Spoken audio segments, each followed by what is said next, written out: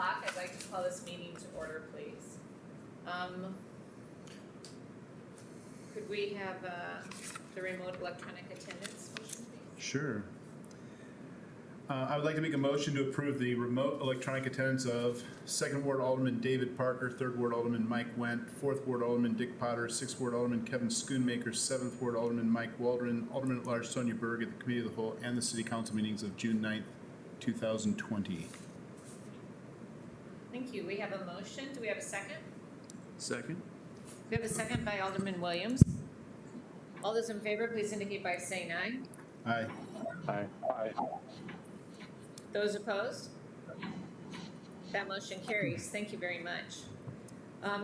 We're going to have a little bit of change in the agenda this evening. We have a public hearing to start, and then we're moving up item number 4 to immediately following the public hearing, and then we'll begin with the agenda items as listed. Are there any other questions on the agenda? So, Dirk, can you give me a little guidance? Do I have to close out of the committee of the whole meeting before we go into the public hearing, or do I do the public hearing within the committee of the whole meeting? You can do the public hearing within the committee of the whole meeting. You can do the public hearing within the committee of the whole meeting. In fact, the agenda item refers to a public hearing publication date within the committee of the whole. So we just need to formally open it and formally close it, but we can do it within the context of the committee of the whole. Thank you. I'd now like to formally open the public hearing. This public hearing is for the Metronet non-exclusive franchise agreement. The committee of the whole meeting will now be suspended for a public hearing. Anyone wishing to be heard at this public hearing should sign in on the sign-up sheet in the foyer and will be given 3 minutes to speak.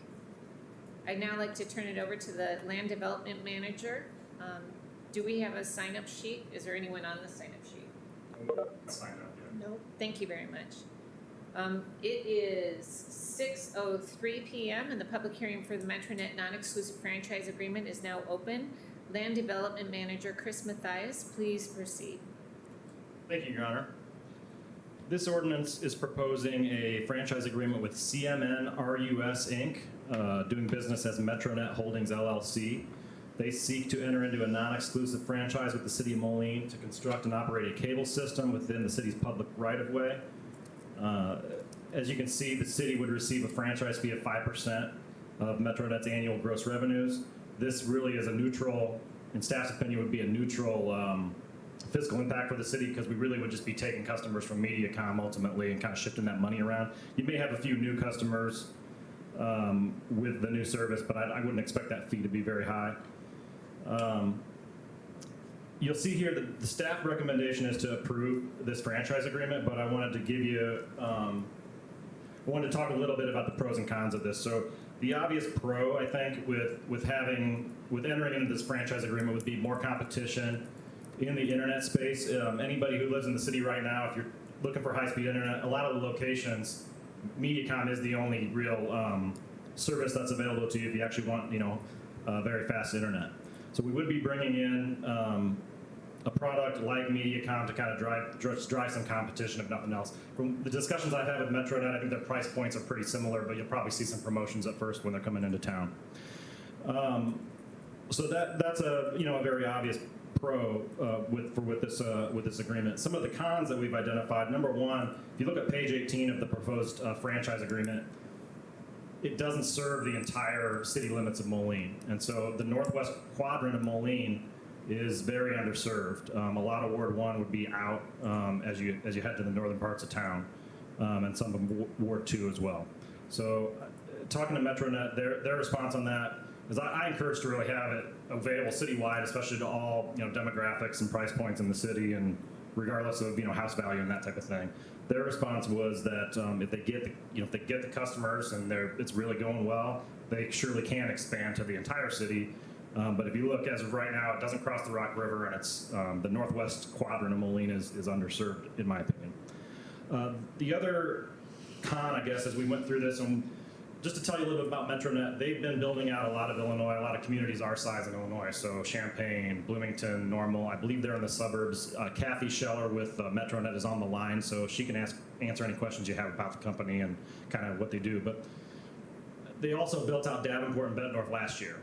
So we were able to reach out to Mid-America and just kind of talk about how that went and whatnot. So if you look at these, the picture I'm sharing here, when Metronet tries to build, just follow the existing system where Mediacom, where Mid-American are, they want to be on those same poles. And so if you're served underground right now, they'll serve you underground with their build out. If you're overground, they're going to follow right and serve you the same way these other companies are serving you. As you know about Moline, probably we're like 95% overground. So there are going to be some issues we're going to have with these poles where they can't really fit on the pole. And what they did on, this is Utica Ridge Road in Iowa, what they did here was they could pay $5,000 to take all the equipment off those poles so they can fit on the pole, or if there's maybe something specific, like wrong with the pole, right, it doesn't work for them. But that would cost them about $5,000. And so they can put a new pole up next to it for $500. And so it works a lot better for their business plan to build it out this way. I'll just show you some more pictures here along Utica Ridge. I mean, that's kind of what they're doing, putting the poles right next to each other. Talking to Mid-American, I mean, I don't think we will have instances of this in our town. I think aesthetically it's not going to look the greatest. And so in Davenport and Bettendorf, it was anywhere from like a 0.5% to 2% of the poles that they went on, they had to do this. When you're talking about thousands and thousands of poles, you know, if you look at 2% of, you know, 5,000 poles, that gets to be, you know, you might have, like I said, 100 cases of this around town if you have that many poles. They don't really know what they're going to find until they get out there too. That's the other thing. So, so from a staff perspective, I just want to make sure you understand kind of everything these could be an issue. It's an issue we haven't been able to work out with Metronet yet. Like how would we resolve this? I mean, they've proposed that they could bury the lines if they had like 3 poles where they had to put these double poles. That would give them enough distance where they could bury the line for 1,200 feet or something like that. But they want the city to they would ask the city to compensate them for the cost difference of whether they do this or they bury the line. So to me, that's not really a solution.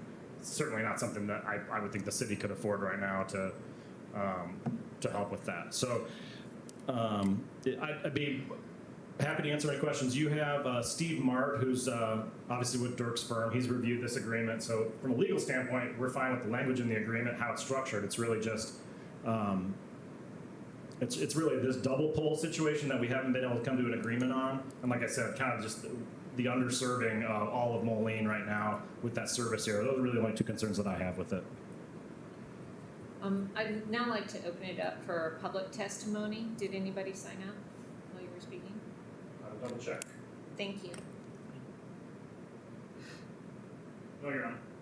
So no one signed up. Is there anyone else who has not spoken and wishes to do so? And we will, counsel, you'll have an opportunity. We don't have any public comment this evening at all. Counsel, are there any questions for Chris or staff? Discussions, motions regarding this issue? Alderman Parker. Yeah, so thank you very much. I'm looking at the initial service area map here, and it does look like there is a large portion of the northwest area that is not serviced. And as we're looking for the, what do we call it, digital equity, this is absolutely flying in the face of what we are trying to accomplish by providing access to internet service to low to moderate income families. This is, you know, I just don't see how we can, on one hand, say we want to provide internet access or be sure everybody has internet access, and on the other hand, provide approval for a company to come in and say, yeah, we don't necessarily care about that. It's not one of our core values. We just want to provide 2 places we want to. I also hate the idea of more telephone poles. I think that's a really bad look there. And even if it's a small percentage amount, anything more than 0% in my mind is not acceptable. Thank you, Alderman Parker. Alderman Wendt. Excuse me, may I respond? This is Kathy Scheller from Metronet.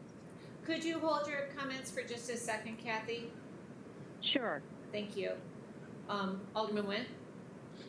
Thank you, Your Honor. I agree with Alderman Parker's sentiment regarding equitable access to internet. That being said, however, you've got to start someplace. and you can't always build out everything all the time. And so what I'd like to see is, if we do wind up providing this franchise fee with them, that there is some kind of hook in there that once they reach a certain number of customers or anything, that they then are required to provide service to those other areas. I think we can work with staff to figure out what that number is. I understand where they may be coming from. They don't have the cash to do everything, but if they are going to wind up getting some of our residents as customers, I think that there should be a hook that says that they would then be required to fill out the rest of the city. And I also agree with the double telephone poles. I used to work in the cell phone world, and if there was a situation in which we had to pay extra to co-locate on an existing pole, you know what? Sometimes you had to pay the extra money and make it work so that you could get on there, and it may not have been cheap as another alternative, but I think that we have the ability to hold them to that. And my guess is over in Davenport and Bettendorf, that they wish they would have thought about that in advance. So I agree with that sentiment as well. Thank you, Alderman Nguyen. Alderman Schoonmaker? There we go. Your Honor, I agree with Alderman Went's assessment and Alderman Parker on the polls. We need to do whatever we can to try to eliminate any additional polls. But I really agree with Alderman Went that we don't have any competition in this field, and if we can get someone in to bring some additional competition, that's going to be better for the citizens. Granted, they aren't going to hit the whole city right away, but I think if we can tie some metric to that, to at a certain level, then we get a commitment from them that they will expand to the whole city. Thank you. Are there any other aldermen who would like to make a comment? Kathy, would you like to address the council? Yes, thank you, Your Honor, and members of council. I'm Kathy Scheller, and I'm the Director of Government Affairs for Metronet. I believe there's two questions that we have here, and so I will address each of them separately. When we go into a community, and I'm sure that you know our model, we've been around since 2004. We're in 80 communities, 8 states, have done extremely well on the Iowa side of the Quad Cities, and are looking very purposefully of expanding over into the Illinois side. We have, as I mentioned, we have over 155,000 customer base, and our model in our core as an organization is to bring as many people into the fold, especially during these times, as possible. What we do, because this is a 100% investment on our part into the communities that we serve, is we have an extensive business model that we go into and mirror against every community that we go into prior. And it's very extensive, and we perform a lot of due diligence. Through that due diligence, there are places that we've identified. Some of them are not just low to moderate income areas. Some of them are very wealthy areas with a large density problem. What we look for is density. And we look at those areas and say, based on what we know, these are people that are probably not likely to take our services once they are offered. However, our optimal goal, to the point of both aldermen, is to build everywhere we possibly can. We want people to want our service. If it's determined that people do indeed want our service, we are more likely to build there than not. We work closely with other cities to come up with solutions. We did so in Bloomington, Illinois. I heard you bring up that name earlier. The west side of Bloomington, it did not fit into our model for our initial build. As Chris mentioned earlier, we are always open to expansions, but because there was such a demand and a need for our services there, and the people spoke, we went ahead and built that. So we're very open. We're large enough to get the job done, but we're small enough to have these conversations as indicated with the cities. And right now, especially now, we're open to conversations that will bring as much broadband speed and internet to everyone that we can. So we are open to having additional discussions on that. Currently, I'll just add this, we are actively working in another city to tweak the model that I talked about, whereby it's all about CapEx investment, where we're tweaking. Maybe we don't get as big a take because we know for a fact we won't, but maybe there's a way that we can have a win-win situation where we can include that. So we're already investigating opportunities on our own whereby we can include as many people in our initial build as possible. In addition, in larger cities whereby we've had the same situation occur, where we're continuing to work with cities like Lexington, Kentucky, Tallahassee, Florida.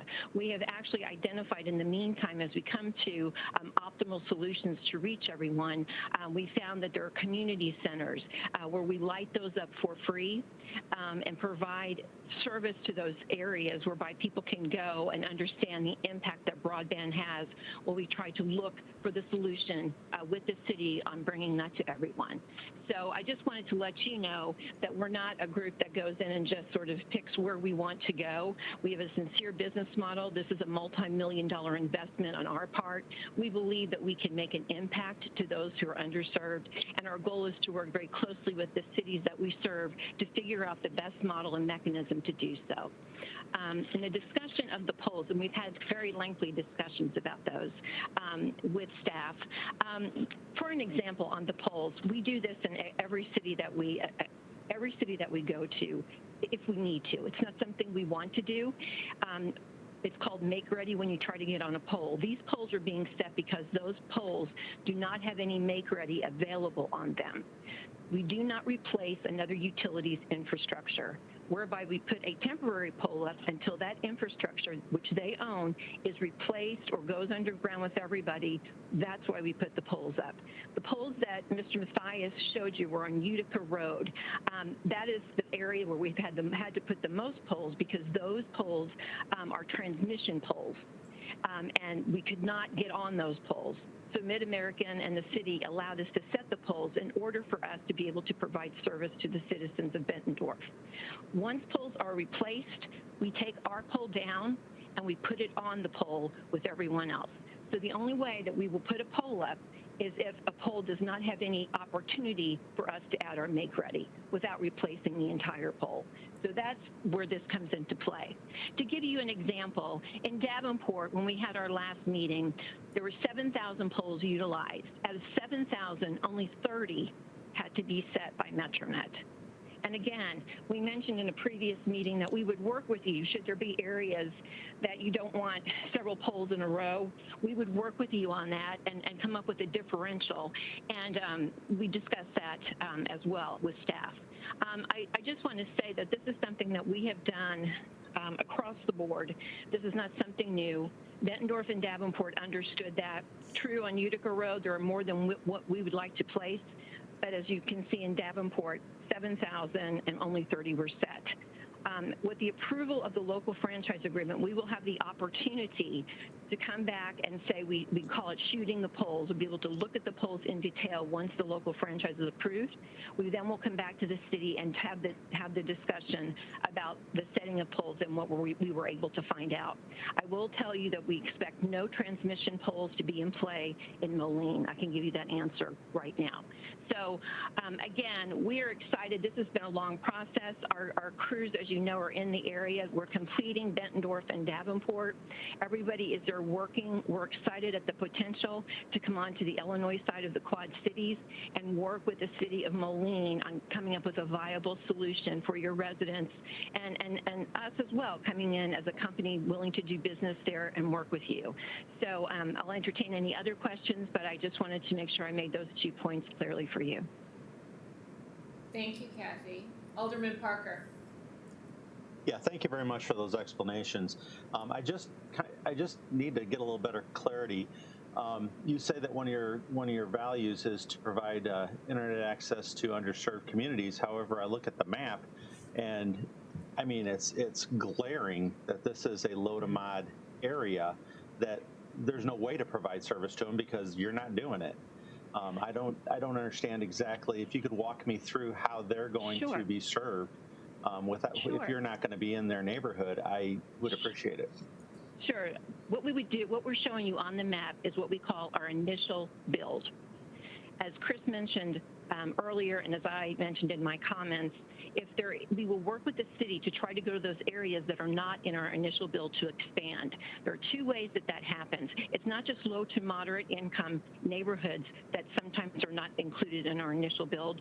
Sometimes it's large homes, no density, that again affects our business model at the bottom line. What we have done is work with the city, work with the neighborhoods. We find out if people have an interest in us coming in, and that's when we can expand our services, as mentioned earlier. Alderman Wentz? Thank you. I got two comments. I understand that I'm sure in some of the locations you go to, that may be the case, you know, large 5-10 acre land and the cost from point A to point B is too great for the infrastructure. But that's not the case in the Moline. The areas that are missing are densely populated but low modern income. And so I understand what you're saying, but that's not the case in our situation. And so that's where our concern is. And so to that point, Excuse me. No, it's okay. You say that you do have some plans and everything. Mm-hmm. I'd like to see those memorialized in our agreement. I understand where you're coming from, that we eventually want to get there, and once we get it up, then we'll come back and we'll try to do things, but the horse is kind of out of the barn at that point. Right now is the time that I'm an attorney by trade, that you Mm-hmm. put this stuff down on paper, so you make sure that everybody's expectations are the same, and you Mm-hmm. do it right now. So that's what I ask for that. And then I've got another thing about the polls, but I'll let you respond. Sure. And what we can do is we can talk with staff about that. But I believe, especially in these times, this is an ongoing situation. There are broadband funds available to help reach everybody in communities.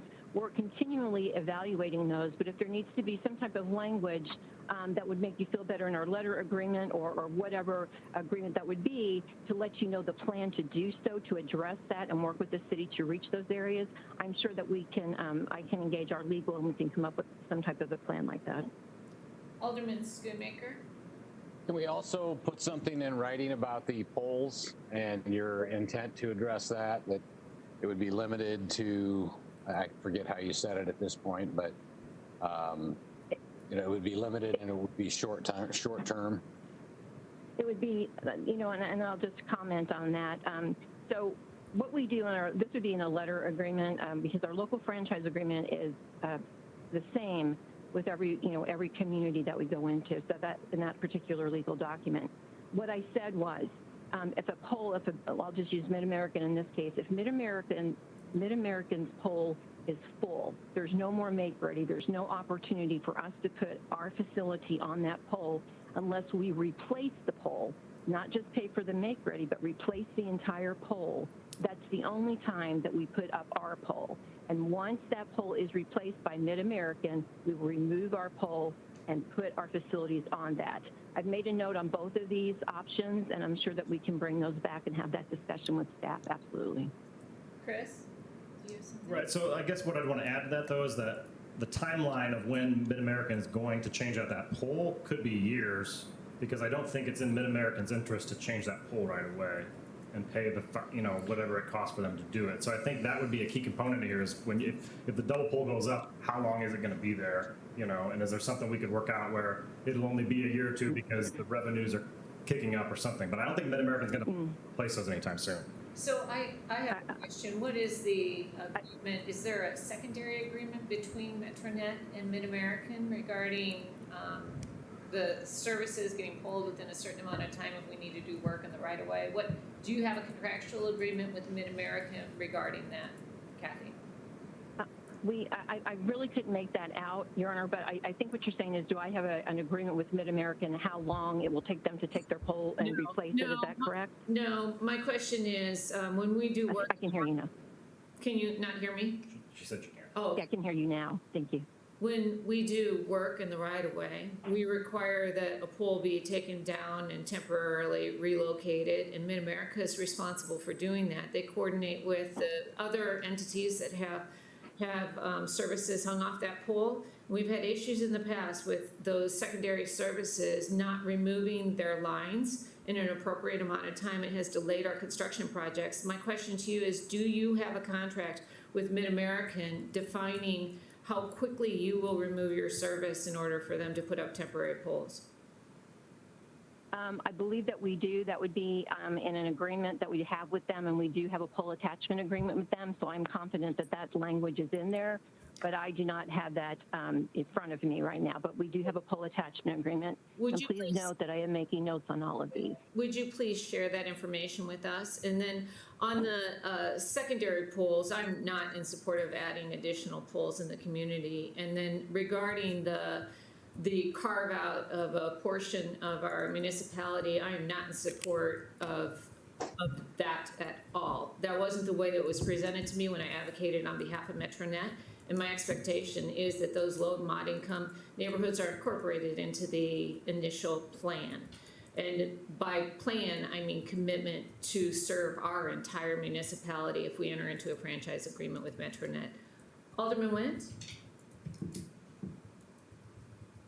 My comment, I think Chris Mathias brought up was the time frame.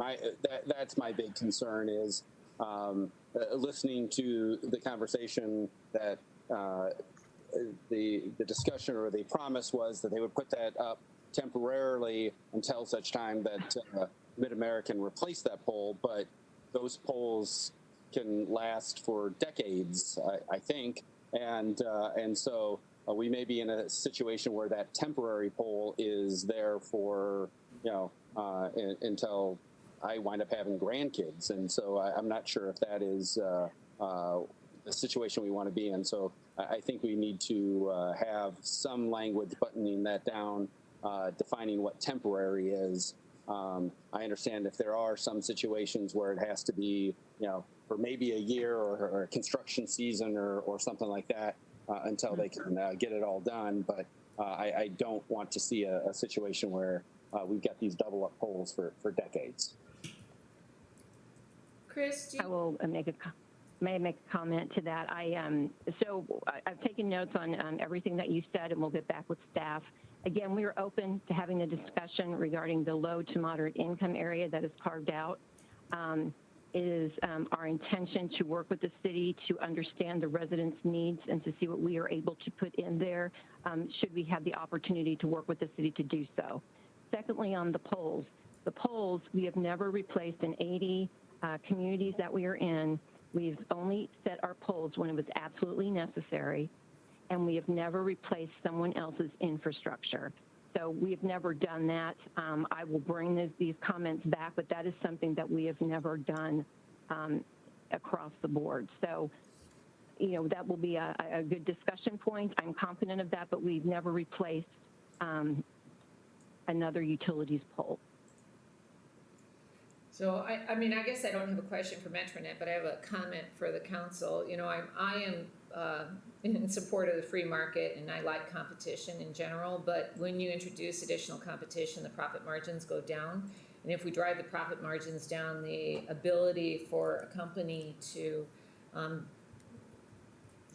feel like it's a good investment to expand their business also deteriorates. So if we don't go into this making sure that our low to moderate income neighborhoods are served, I think we're going to be fighting an uphill battle from all of our service providers. So that to me is a very high priority in this franchise agreement, that we make sure that that happens. Chris, do you need a motion from the council this evening, or do you need direction from us regarding how we want you to proceed? I do think that I've received some direction, but I think it'd be good for staff if you can formalize something for us. I think that'd be a good thing if you want to give us either a motion or just a specific direction. I mean, that could help us. We'll go back and we'll negotiate these points, but if you want to kind of pinpoint those exact points you'd like, that would help us. Well, just to kind of summarize, what I'm hearing is some concern about secondary poles. I'm hearing some concern about the service not being covering the entire footprint of our municipality. And I'm hearing some concerns about, what was the other issue? Maybe it's just those two. Underserved areas. What was that? Underserved areas. Yeah, yeah. So I think that those are the only two. Is that correct, council? Yes, I think so. Is that a consistent concern across the council, or is that just the people that have spoken up? Yeah, that's our, Certainly my concern. So we have a couple in the council chambers that also share that concern, so I think you've got the majority of council that shares that concern at least, if not all of them. Does anybody want to make a motion to direct staff to incorporate those concerns into the franchise agreement? sure, I can make that motion. I'll make a motion to ask or direct staff to work with the company here to incorporate the entire municipality of Moline, and I guess to Secondary poll issue. yeah, to, how would we say that though? Minimize Minimize the secondary polls and, I guess. Minimize the use of secondary polls or? Yeah, They- minimize use, Well- if not eliminate use of secondary polls. Part of the concern, I think, for everybody is And to ensure they're temporary. How many Right, are there so, gonna be yeah. and how long are they gonna have to be there? Okay. I'll second that.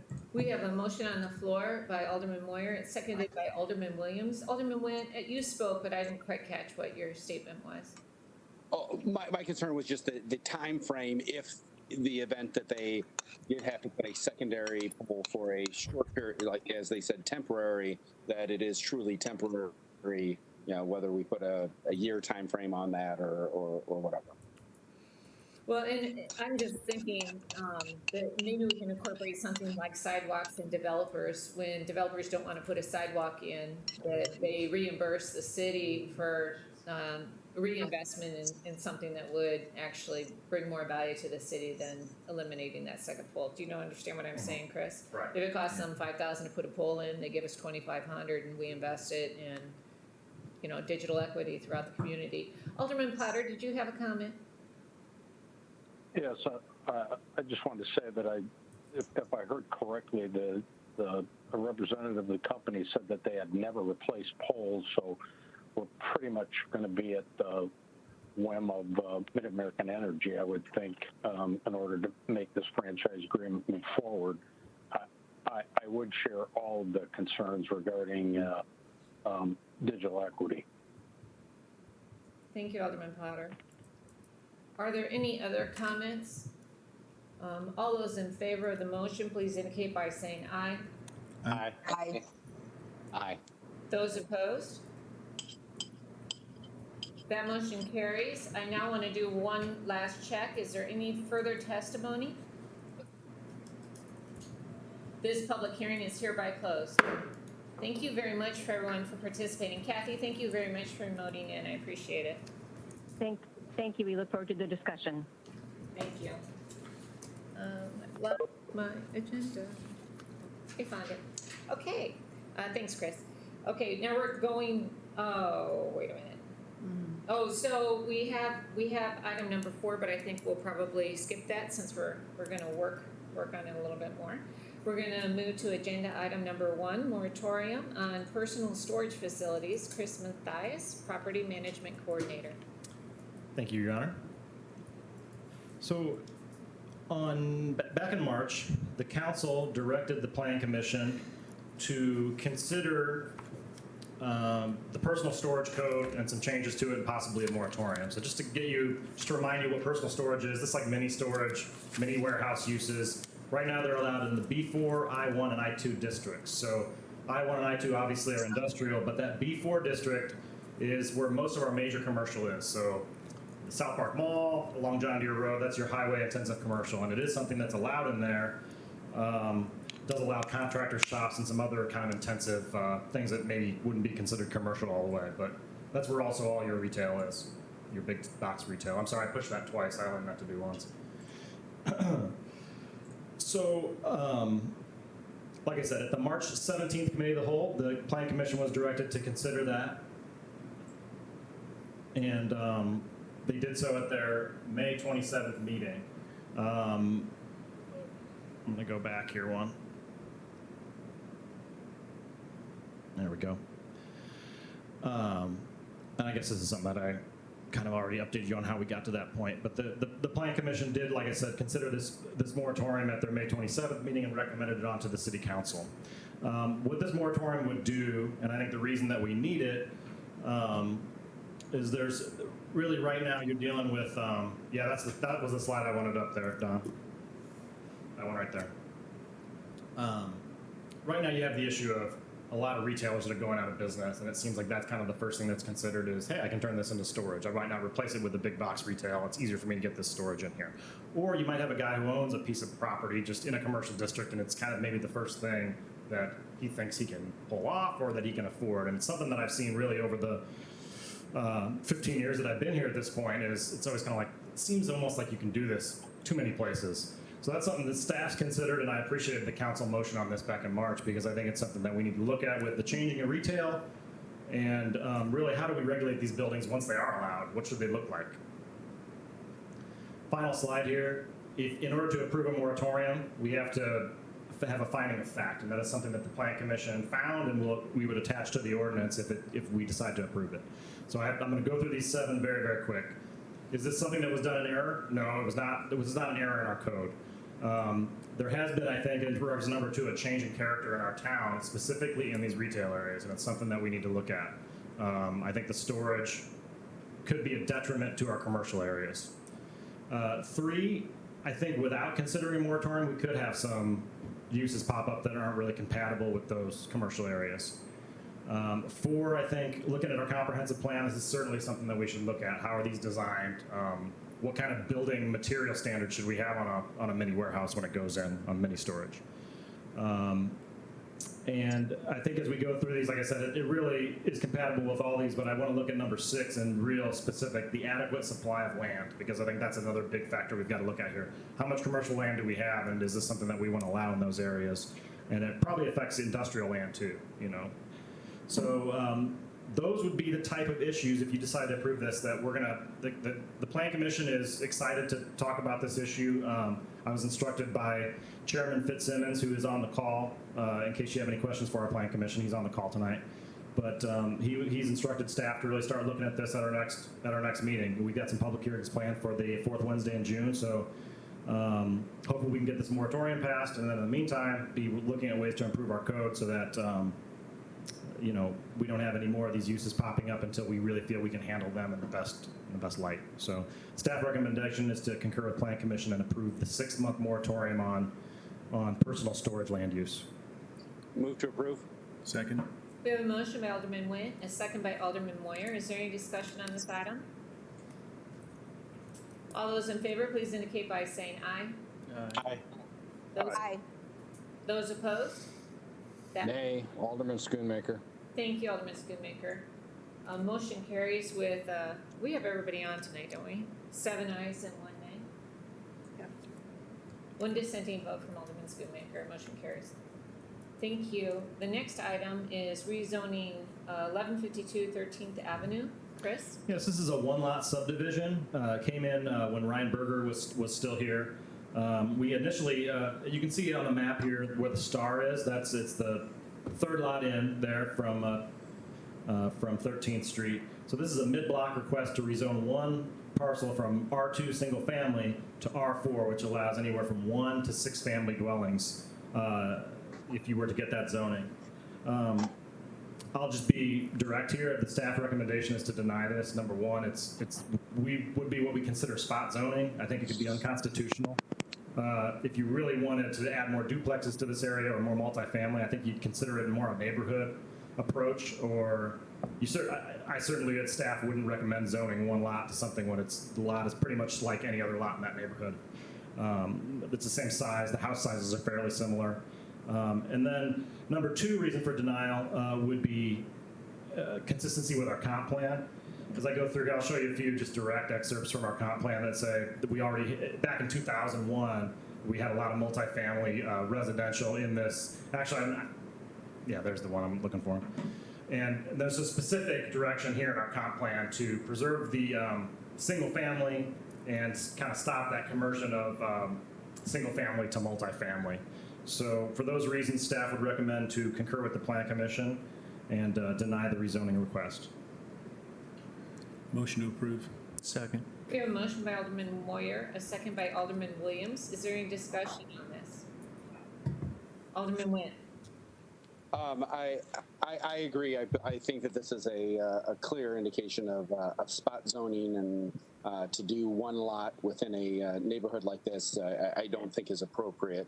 I will say that I'm not necessarily anti working on some developments maybe for granny flats or some things, carriage houses or those sorts of things with very tight restrictions on how those would happen in single family. So I'm not as concerned about the density issue, but I know that there's a lot of non-conforming duplexes and those sorts of things in these areas, and they're non-conforming. But I think that we have to take a larger approach to this and not get into these spot zoning issues where we're picking off one lot at a time. So I will not be supporting this. Alderman Schoonmaker. Is the intent of this to convert an existing home into multifamily, or to construct something new? Correct. It's an existing single-family home. I believe it was purchased, a real estate investment, and they might have assumed that they could do a duplex and then found out after the fact. Understood. Alderman Moyer. So there are a lot of duplexes and so forth in that neighborhood. Now, those were all pre-existing before the code changed. Is that correct? Correct. Okay. Can I add one thing, Your Honor? Yes, go ahead. So it is on the council. The city council has goals for the plan commission to consider this year. One of those are the ADUs, the accessory dwelling units, the granny flats, and so that is certainly something we will be considering. It's we have a few other code amendments on the list first, but that's something we'll be getting to here before the end of the year. Thank you, Chris. Does anyone else have any other comments? All those in favor, it's concurring with staff's recommendation to deny. Please indicate by saying aye. Aye. Aye. Those opposed? That motion carries. The next item is rezoning 4101 John Deere Road. Chris? Yes, this is a request from Wade Investments, LLC. You can see the subject property there is currently zoned 01. It's north of John Deere Road, south of 38th Avenue, and east of 41st Street, so directly across 41st Street from Panera Bread. The proposal here is to carve off the west 1.6 acres with a separate subdivision and rezone that to B3, like the rest, kind of the other side of the 41st Street corridor and some other commercial areas of town. So the slide I have up there now, Don, that shows that part that'll be split off specifically from this site. And then as I go later on, I'll show you specifically how that relates to the parking lot that's there now and everything. So you can see this subdivision will come to our plan commission at our next meeting. And they'll actually access this lot from that access easement on the existing former John Deere Medical Group property there. This proposal is consistent with our comprehensive plan. If you could zoom down and see in there, you'd see that it's shown as commercial, retail, and service in this area is kind of the future land use of it. Like I said, it's an office corridor right now, but that particular corridor is, there's a lot of open office space on that corridor. And I think this lot really suits itself more to the 41st Street commercial corridor and the John Deere Road commercial corridor than it does kind of the rest of that office space. This is a shot of what the lot will look like. Keep in mind that they don't necessarily have to build this tonight. We're talking about just the zoning of it, so really anything could happen. But this is the plan right now, a Pancheros restaurant that would be open by December. And then the north tenant space is still open. See, there's 2 tenant spaces there, so that other space would be either another restaurant or retail. One final slide, this just shows you the layout of the land as they're currently planning it. So I know they're losing about 20 parking spots. It looks like I did some calculations on this existing lot that we're breaking up. We will still have enough parking. We'll still meet all our zoning requirements on the existing, office building that's further to the east. But you can see how this lot will be set up. So they'll access from the existing drive off the former lot there, and then the drive-throughs go around the west side of the building there. So I really don't have anything else to add on this. The staff position and recommendation will be to approve the request and rezone from O1 to B3, which is general business. Motion to approve. We have a motion. Second. Alderman Moyer, and a second by, I'm sorry, who is the second? Alderman Parker? No, Oh, somebody else. sorry, who is the second? Alderman Went. Thank you. Is there any discussion on this item? Alderman Parker? So when they construct this, I'm assuming that it's going to require sidewalks on 3 of the 4 sides, Well, which currently there's no sidewalk there. So are we going to be, if that's the case, are we going to be negotiating for them to put money into our sidewalk infill program? Alderman Parker, we did already start discussing that. The only thing that complicates it for me is that we just redid this intersection and there might be some previous plans. I just want to go back and find out what IDOT's plan was for this intersection, but you're correct. Typically, without all those IDOT restrictions, yeah, you'd be building sidewalks on all 3 sides here. So I just need to find out what IDOT. Huge amount of money, isn't it?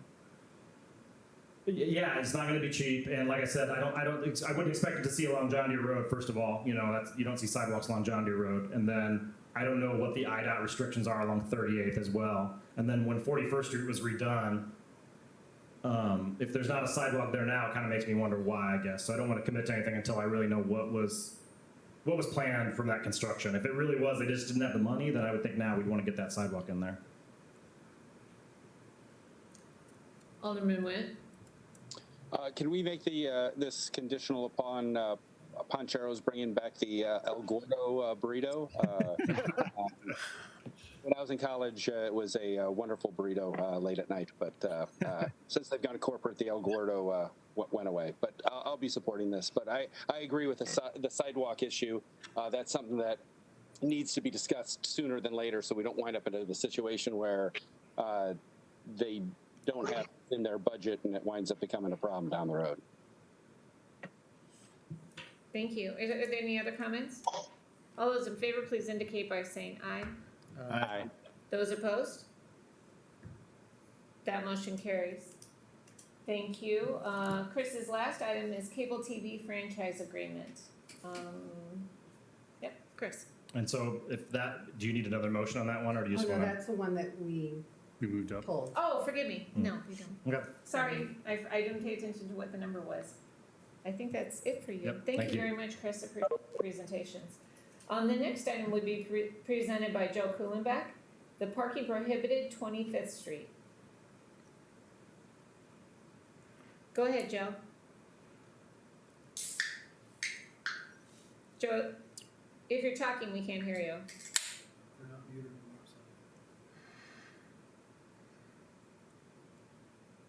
Joe, can you hear us? Can you indicate by waving your hand? Can you blink twice? We can't hear you.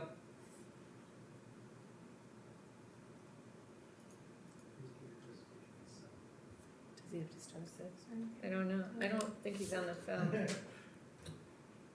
Hey, Joe, why don't you work on your audio, and we're gonna go to, we're gonna skip over 5 and 6, and we're gonna go to Dirk Price's. Joe, while you work on your audio, you just keep trying to talk, and if we hear you, we'll let you know, okay?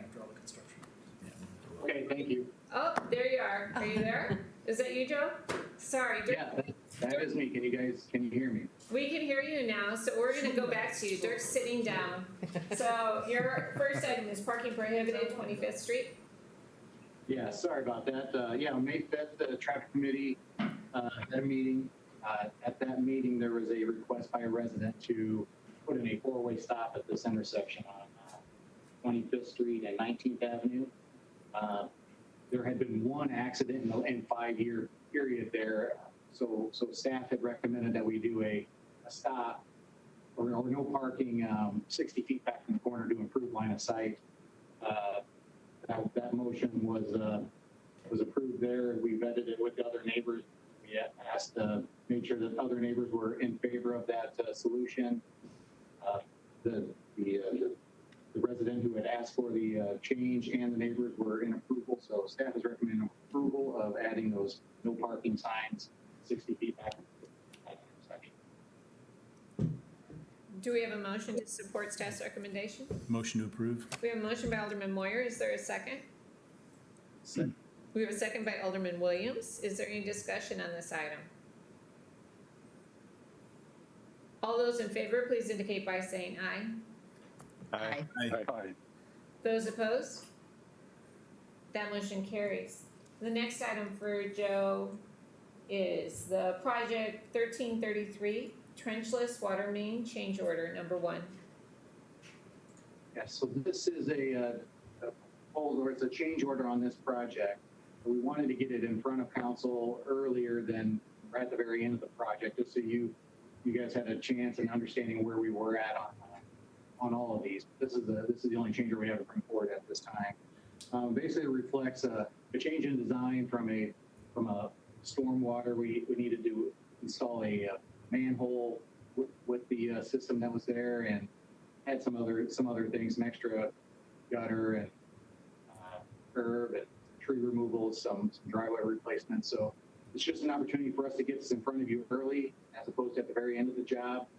We do feel pretty confident that this change order is going to cover any additional costs that we have for this job going forward. We don't anticipate anything else, but more or less just wanted to get in front of you early so that we could be transparent for you, and we could get the approval. So at the end of the job, we're able to close it out and complete the process. If you guys have any questions for me, I'm happy.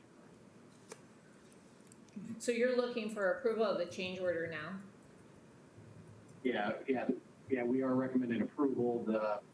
As the job closes out, we will we'll update whatever final costs end up being, but we know we're going to spend this money to do the job. Okay, thank you. I'll make a motion to approve the change order. We have a motion on the floor from Alderman Moyer. Is there a second for approving? Second. We have a second by Alderman Williams. We'll now open it up for discussion. Alderman Went, did you have a comment? Yeah, I understand that the with the entire project we're still under, but I know our storm reserves, that's probably the of these utilities that has the least amount of reserves, and we're over budget on that. So clearly we're dipping into that some more. Is the way that this has been allocated, everything that is in there that could be water or should be water is water, and everything that has to be storm is storm?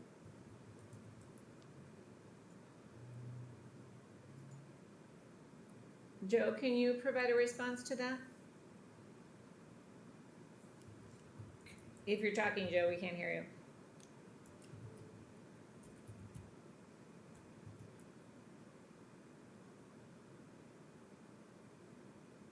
Joe, we still can't hear you.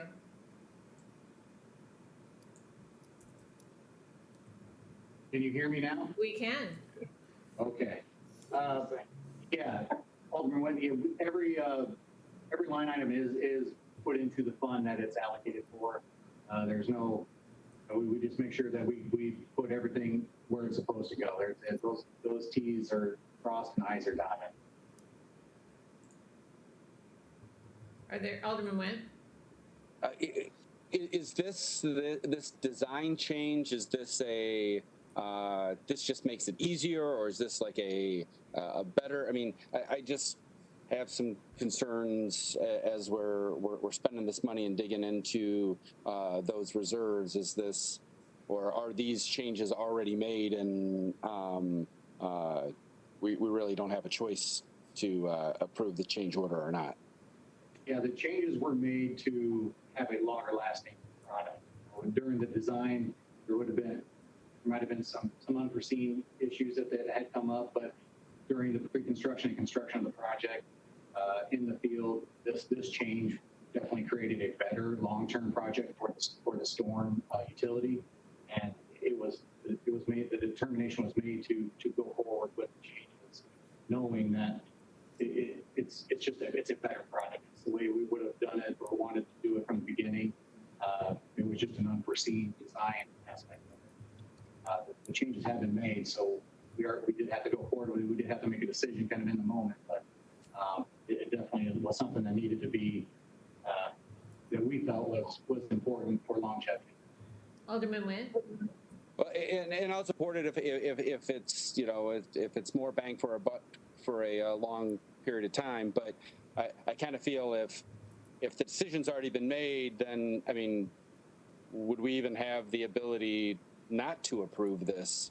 And I guess maybe we need to look at the process I mean, I know that this is earlier in the process than what we had been getting with Hinton and those sorts of things, but it is, and maybe this is something we can work with Marty on, that, bringing stuff that's, the decision's already been made. I mean, we're just rubber stamping it because we really don't have an option to vote against this right now. Yeah, I understand. We'll definitely work with our process. Sometimes when holes are dug and they're opened up and you kind of get into that, I'm sure if there's a way for us to bring it to your attention ahead of time, we absolutely would, and will, and can continue to try to work on that process. But at the same time, sometimes decisions are made in the field day of, and kind of has to go that way. But yeah, absolutely. If there's a way we can do it and be more transparent, even if, yeah, absolutely, we would be happy to work into that kind of a process. Thank you, Joe. Are there any other comments? Alderman Moyer. So that if I'm looking at that right, the fund balance is 24,000 in the negative, and I also see that there's a $68,000 emergency storm repair. Wasn't there a second component to that storm repair that was going to be about another 68,000? So won't we actually end up another 68 in the whole addition of the 24? 133,000 total. Okay, and then and the reserve. I'm not real familiar with that project, but there is an additional cost to complete that project. Yeah, there will be additional funds needed from Storm. I know there's some other discussion on funding. I'm not really privy to that, so maybe JD or Tony, if Tony's listening, can answer some of those questions more directly. But that's the project that we're talking about, is that the one that was kind of an emergency issue, and then we decided that our staff recommended that the entire length of it be replaced? Is that what we're talking about? Yeah, it's collapsed. It's under that landfill. In the landfill. On 41st Street. Yeah, so we were to update the CIP spreadsheet that Carol has been presenting for you every week or at every meeting, and we put those figures into that so you can kind of see where it was. The extra expenditure. Yeah, we spent the 68,000. The additional money hasn't been spent yet, so we're waiting on some direction. Or staff is waiting to allot that money where it fits best. Are there any other comments on this? So Alderman Moyer. I'm just curious then, do we have reserves to cover that 24 plus the other 68, or how do we address the shortfall? I think Carol can answer that question. Carol, are you on the call? I am. This is Carol. Hi. I don't have my video up. Can you hear me? Yeah, we can hear you. On the spreadsheet that you're looking at, the highlight that's in that orange with the bright red lettering, the 24,000, that's actually a positive number. It's not a negative. We were highlighting it, and I probably chose a bad color when it was red to highlight it in red, but it is a positive 24,000. And the emergency landfill stormwater amount to date is 68,000. If my memory serves me right, I think JD said that total project cost could be upwards of $130,000, which would pull the fund. That's correct, Carol. Okay, that would pull the fund down into the negative. But JD and we also talked, they currently have 2 open positions that are recommended not to be filled. They're on the hiring freeze list. So over the course of the rest of the year, that fund with those 2 open positions, it should come into balance if all the user fees come in as planned. And when you say as planned, do you mean as projected with the COVID-19 budget projections? Or do you mean original budget? Yeah. Okay, with the adjustments. Okay, thank you. Yeah, with the adjusted budget, assuming that those 2 positions were not filled during this calendar year. Thank you, Carol. And Your Honor, Mayor, this is JD.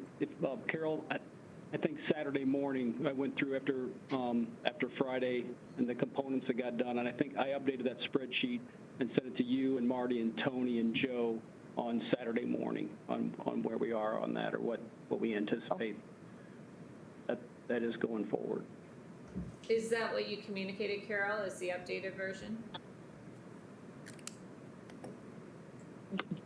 My understanding is, yes, that 24,000 number is the last updated spreadsheet, with only 68,000 to date being spent. Thank you.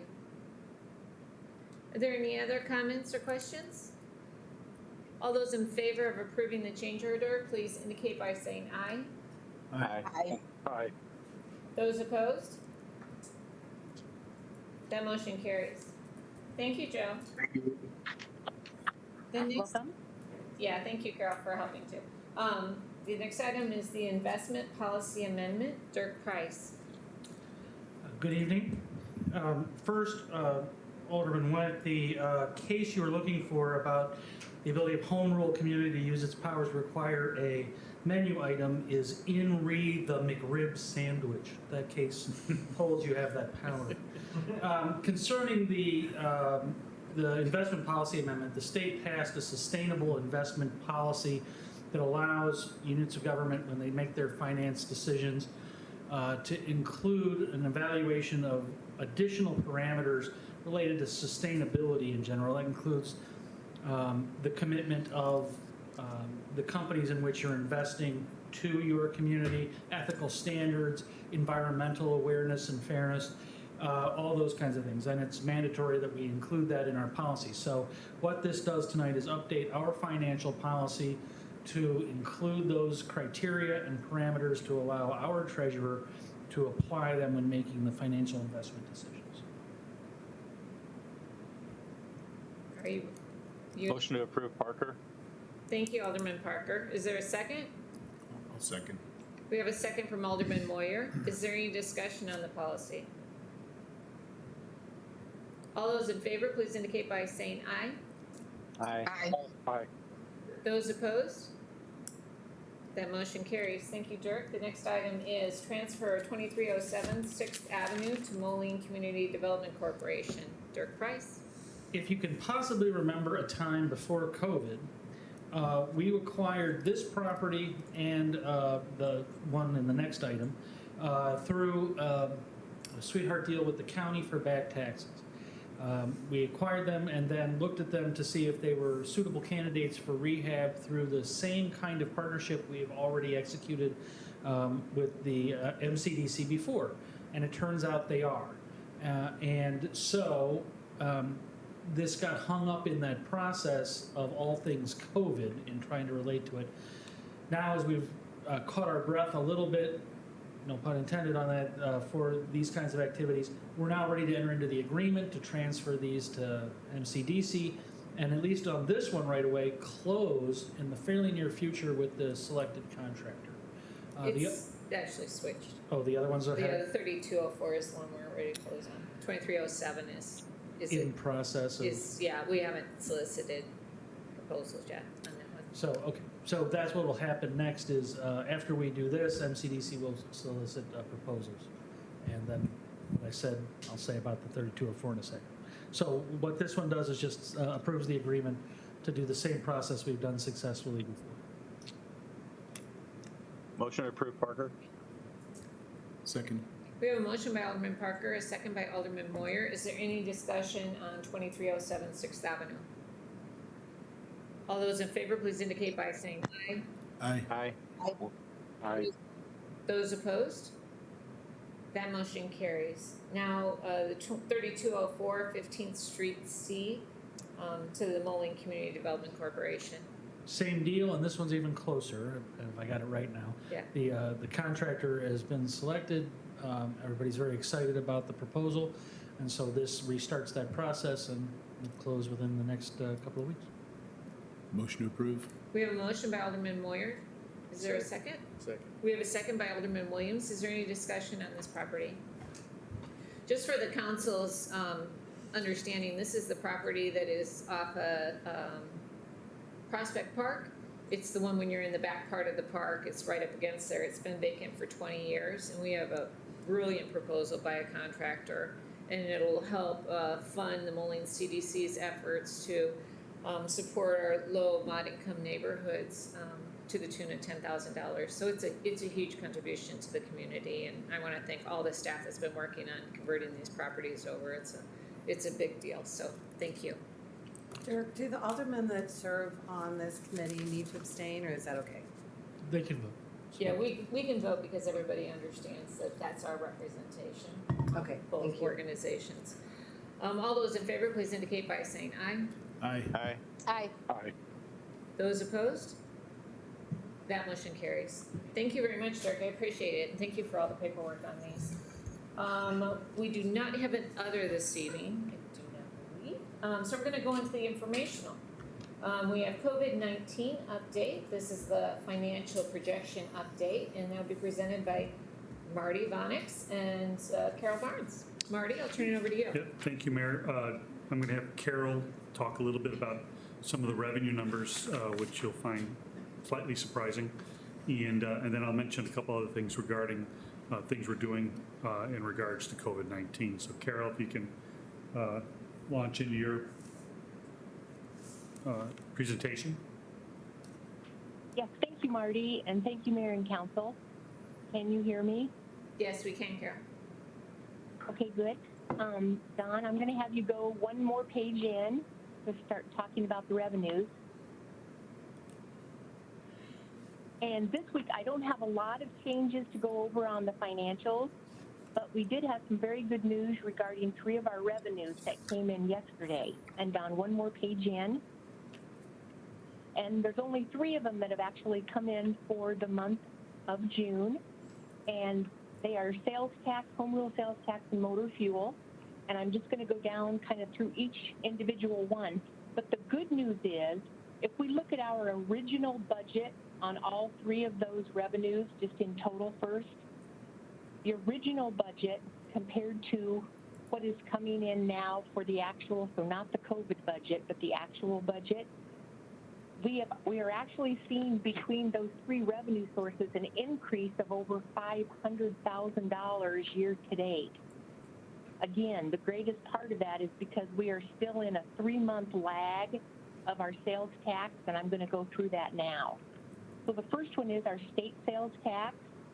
It's the second line item. It's the little first blue highlighted revenue under June actuals. You'll see $724,000 came in for the state sales tax. It's actually up $324,000 from our COVID budget of $400,000. But I think the better benchmark is to compare it against our actual. It is down from what we had originally budgeted, and that's following pretty true to last year's actual. We budgeted just about the same amount for sales tax. That's what we got in last year. But if you look on the year to date and follow both lines kind of across, January, February, March, April, May, June, if we total those up on the state sales tax, we're actually up $315,000, or about 6.6% increase since the beginning of the year. Now we are heading into the tough months because of that 3-month lag. What we receive in July, we will finally be seeing the true picture for April. And then April, May, so we're going to be hitting some tough months. But definitely are very pleased that we had some good solid months prior to COVID-19 hitting. And then the same trend holds true on our home rule sales tax, again, a 3-month lag. And if you look down at the highlighted blue for June, we got in $519,000 compared to $654 where we had originally budgeted, but we are up $219,000 from the COVID budget. But we're down about 20% over our original budget for that month. But again, if you follow all the months across and tally them up for a year to date, if we tally that one across, we're actually down $70,000. On that particular revenue source, we're down $70,000, or down about 1.88 budget to our, the original budget compared to our actual. And then the last one that's in a very positive is the motor fuel tax, and that's second row from the bottom, highlighted in blue. And this one has been surprising. The state has sent out some statewide numbers to say that it was going to be reduced to less than half down into the 25 to 30% range of original, and it hasn't come anywhere yet to hitting that number, and we've only got a 30-day lag on the motor fuel. So again, if we take a look across the board, our total year to date, we are actually up $117,000 over the original budget year to date for motor fuel tax, and we're up about 16%. If you look at the month, though, just for the month of June, which would actually be April's revenues coming in, we're down about 12% or 60. We're down about 12% for that blue highlighted revenue. But very good numbers overall for the first three. We've got a lot of additional numbers yet to come in. There's 15 more revenues that we have to, collect here. And the next round will probably come in close to June 15th. And then the rest of them we won't see till the very first part of July. But at least we're off to a little bit of a good start. And then, Don, if you want to skip down to page 17, if no one has any questions, I should ask if you have questions on the revenues. Carol, can you help me understand something? So we came into this week, I think that we still, when we were trying to project what we thought we'd have in revenues, and we were making offsetting expenditure adjustments, I think we still had an outstanding gap of about 1.5 million. Is that correct? Yes, in the general fund, we are still projecting that to be true, Your Honor. Okay. Again, we are early on. We're a 3-month lag on these good revenues, and we all know the economy was very robust for those first couple of months of this fiscal year. So until we actually get revenue numbers coming in for April and May, we absolutely want to stick with the recommended, the $10 million gap, and we're still looking for about 1.5 million. So, but that being said, so we know what adjustments we've made right now, and we're still looking for the 1.5 million, but how much positive is this? I didn't add them up, but can you tell me how much higher we were in April than we had thought we were going to be? Was it like 500,000? I'm trying to add up the different numbers that you mentioned. Yeah, between those three, it's 502,000, but the motor fuel is not counted in the general fund. Right. The 1.5 million that we're short is in the general. So you'd have to back out the 117,000. And then part of home rule also goes towards CIP. So we're probably up about 400,000 because all of the state sales tax goes to the general fund. So that's 315, and then 40% of that home rule. And I'm sorry, I'm saying it backwards on home rule. That's the second time I did that. Home rule is down year to date of about 70,000. So we're probably up about 250,000, I would say, out of that 1.5 million. Okay. So that we're short in the general. If we made probably. Oh, sorry. You go ahead, Carol. But I was going to say that is very preliminary because some of the rest of these revenues, like our food and liquor and the utility taxes and income taxes coming in, that may paint a different picture as we proceed through the next couple of weeks. Thank you. But just for my simple mind, I think we're still, even if all of our projections on the subsequent months hold perfectly aligned with actual, so you projected on spot, that would still only that'll still leave us with additional adjustments and expenditures that we would have to make, even with these positive numbers of this particular. Is that correct? Yes. So we're still more than $1 million. I'm looking for more than $1 million as of today, but it's better than what we thought. Okay. Thank you, Carol. Probably about $1 million. Probably about $1.25 million. Thank you, Carol. That was my only question. Does anybody else have questions on this part before Carol goes on to the next part? Thank you, Carol. Go ahead. Okay. And on the expenditure side, we currently don't have any changes yet. In the next couple of weeks, and Marty's going to talk about that in a little bit, we will be coming back with some recommendations and possibilities on how to fill those gaps. So the expenditure financials will be getting updated over the next couple of weeks. But I would like to take you to page 17. If you could move into that, there you go. And when Mark Peterson was here a couple of weeks ago, one of the things that he said during his presentation and that he and I had talked about is as we progress through COVID-19 for the remainder of this year and into next year, some things we need to look at are the ongoing economic indicators. And we're looking really hard at our major revenues, but now information is starting to become available on some of the other indicators. And one of the key ones is our unemployment rate. I'm sure you've heard about the federal unemployment rate. If you take a look there in that very first column of the summary there, for March, the federal unemployment was at 4.4%. Then in April, it jumped up to 14.7, and then it came back down to 13.3.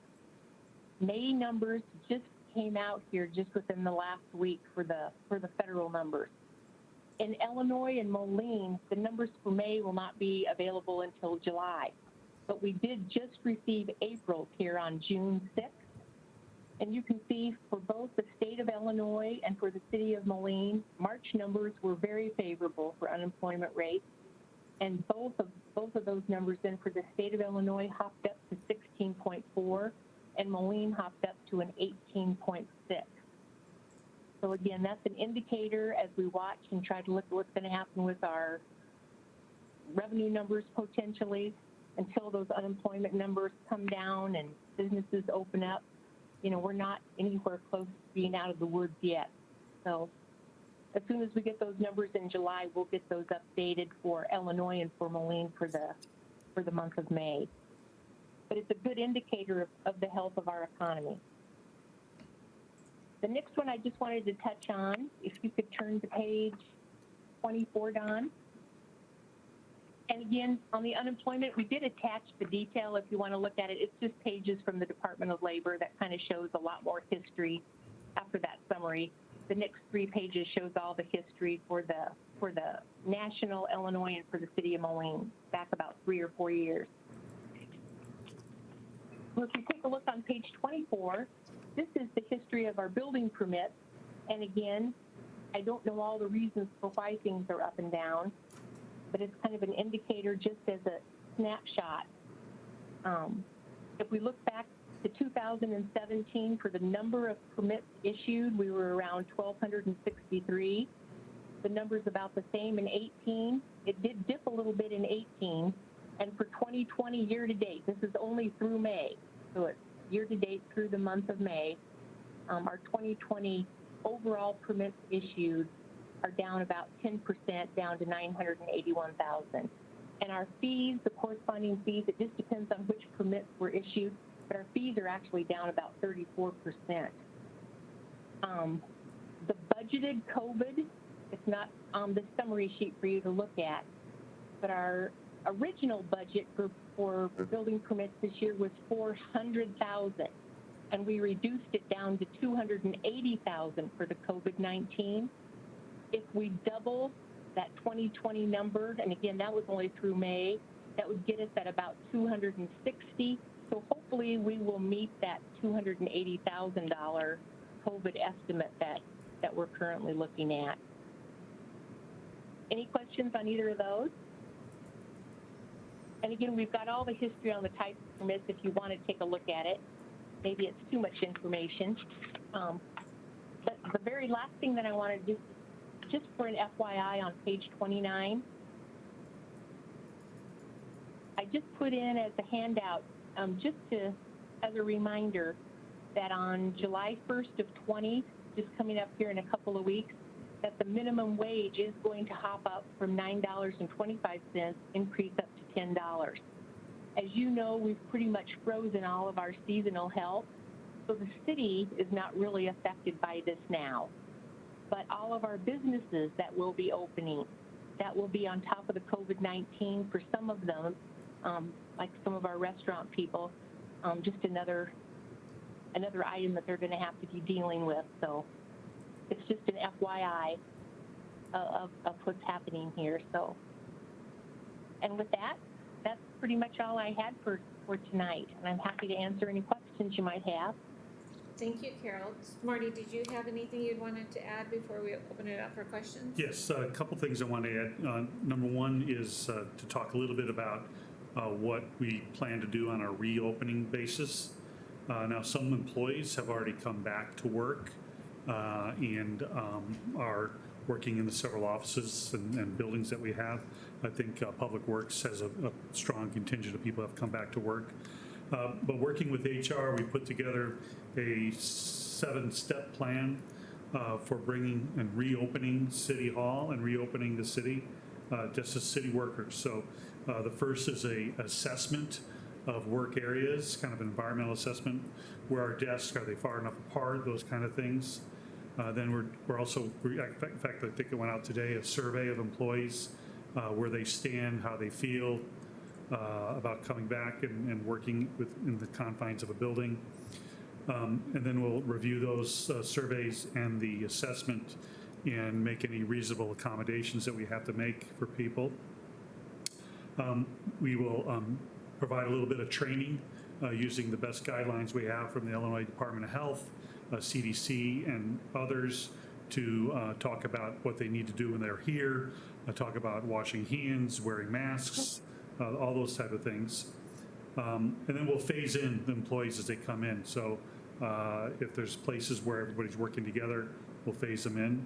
And the last part is let everybody know that we're open for business, that the city's open, and it gives confidence, I think, to you as council members and also to the population as a whole.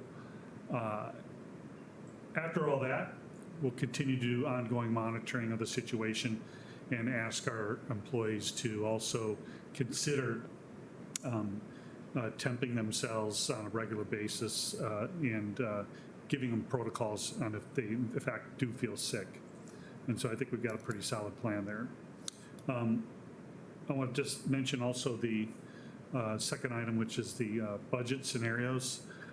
We've got good news, obviously, from Carol. I think we're about to enter the low part of the valley in terms of revenue, as that lag shows that we'll be getting our April and March, or March and April, May numbers. So we'll be seeing that over the next couple months. But my hope is that within, for the next meeting, that we'll have some scenarios for you to consider. And that's about all I want to talk about that. So I know that we've had staff prior to me coming here, JD and Allison did a great job working with the other department heads to see what else could possibly be cut. And so taking a look at those, taking a look at some other things, and trying to put together scenarios that the council can consider for additional budget cuts.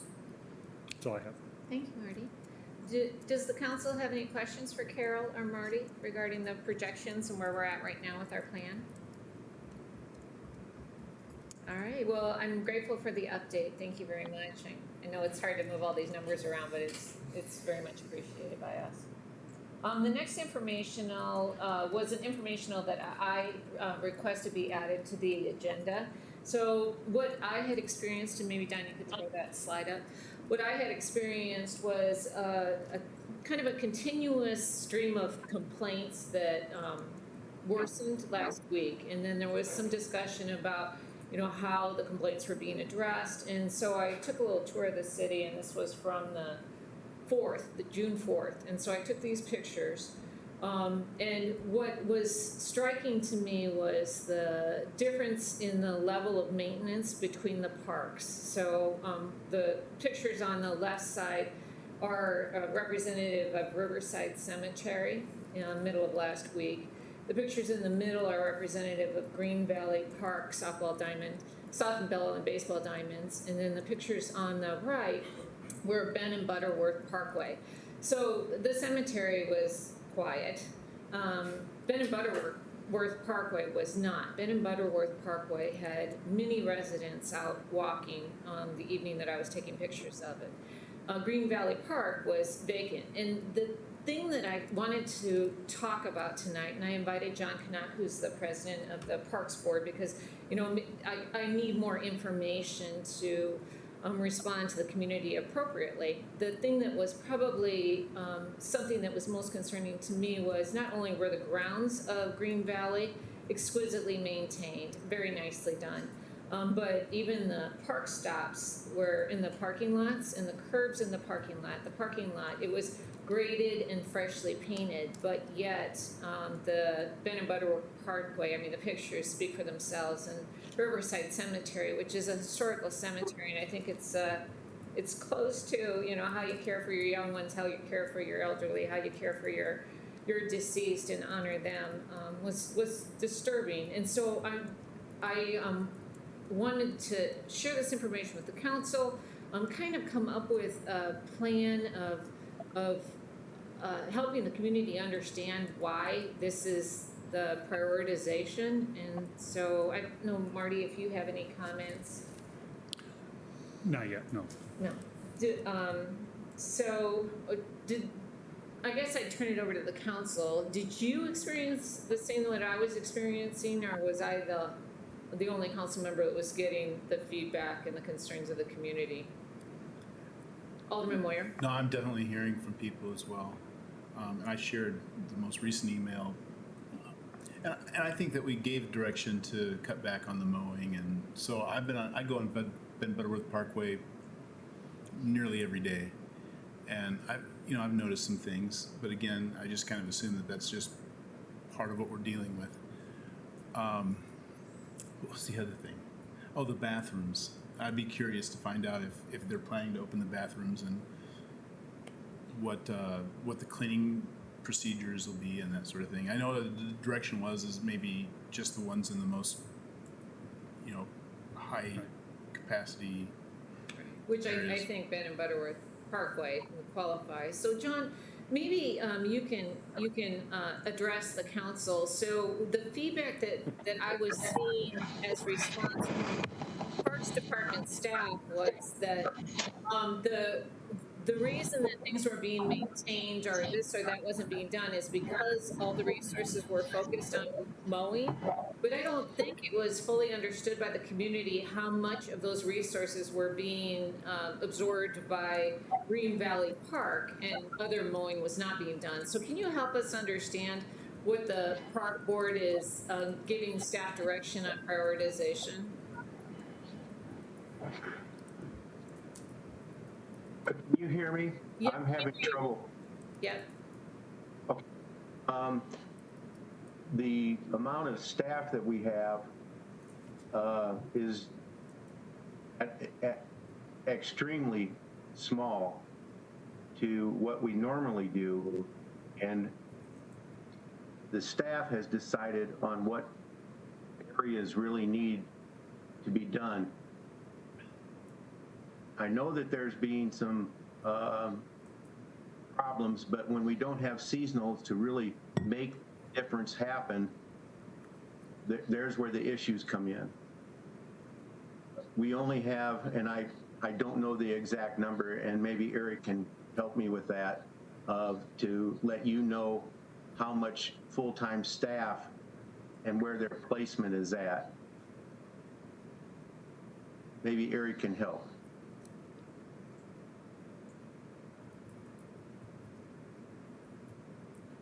Eric, are you trying to talk? Can you hear him? We can't hear you. Can you continue to try to? Can you hear me now? We can hear you now. Okay, so we currently have 11 park staff, which is 2 less than we normally do. And I'm guessing with Green Valley, we typically only have 1 person up there. But at that time, I'm guessing that the grass was getting out of control, so we probably just mowed it between probably the 3rd and 4th. But we've gone around to every single park and kind of looked at what areas that we use the most and what areas we can let go that can grow a little bit longer. So we've tried to prioritize the highest use parts of the city and try to let go some of the parts that are hilly or areas that aren't heavily used. And typically this time of year between parks, there's 20 to 25 seasonal The cemeteries have another 8, and then Green Valley has anywhere from 25 to 40. You're looking at, 11 parks guys and some street guys trying to do the work of 60 to 70 seasonals. So we've gone through it. We've tried to prioritize as best as possible, but when we lose half a day or most of the day because of rain, and then you throw a holiday in on a Monday, that could put us behind as well. So, and maybe, because it is a bit separated between the council. If I receive a concern by a community member about the mowing, and I think the complaints were legitimate at Ben and Butterworth Parkway and the cemetery. I mean, obviously that growth is more than, I mean, I don't know how many weeks that growth is. Do you know how long it went between mowing that it ended up looking like that? Probably about a week and a half. That's a week and a half. Okay. Where should That's not a week and a half. No, not all of it. Some of the trim work, that's where it's just one person on a mower is taking care of the cemeteries at the cemetery. Where the seasonals come in as doing all the trim work, the extra mowing, that's what I think where some of this concern is at. Down on Ben Butterworth Parkway, I don't know where this picture is at exactly, but I know that they've been down there mowing, but there's been other issues that have caused problems at Ben Butterworth besides the cemeteries. Maybe Eric can speak to that. If I can for just a second, our initial priority starting this season was to make sure our cemeteries were good for Mother's Day and for Memorial Day, to get through those 2 weekends. Those are the 2 biggest visit weekends that the cemeteries have. That's when folks are there. That's why they were given a higher priority for that. With Green Valley Sports Complex, we've been trying to put that up because there's potential for tournaments and things that are coming up.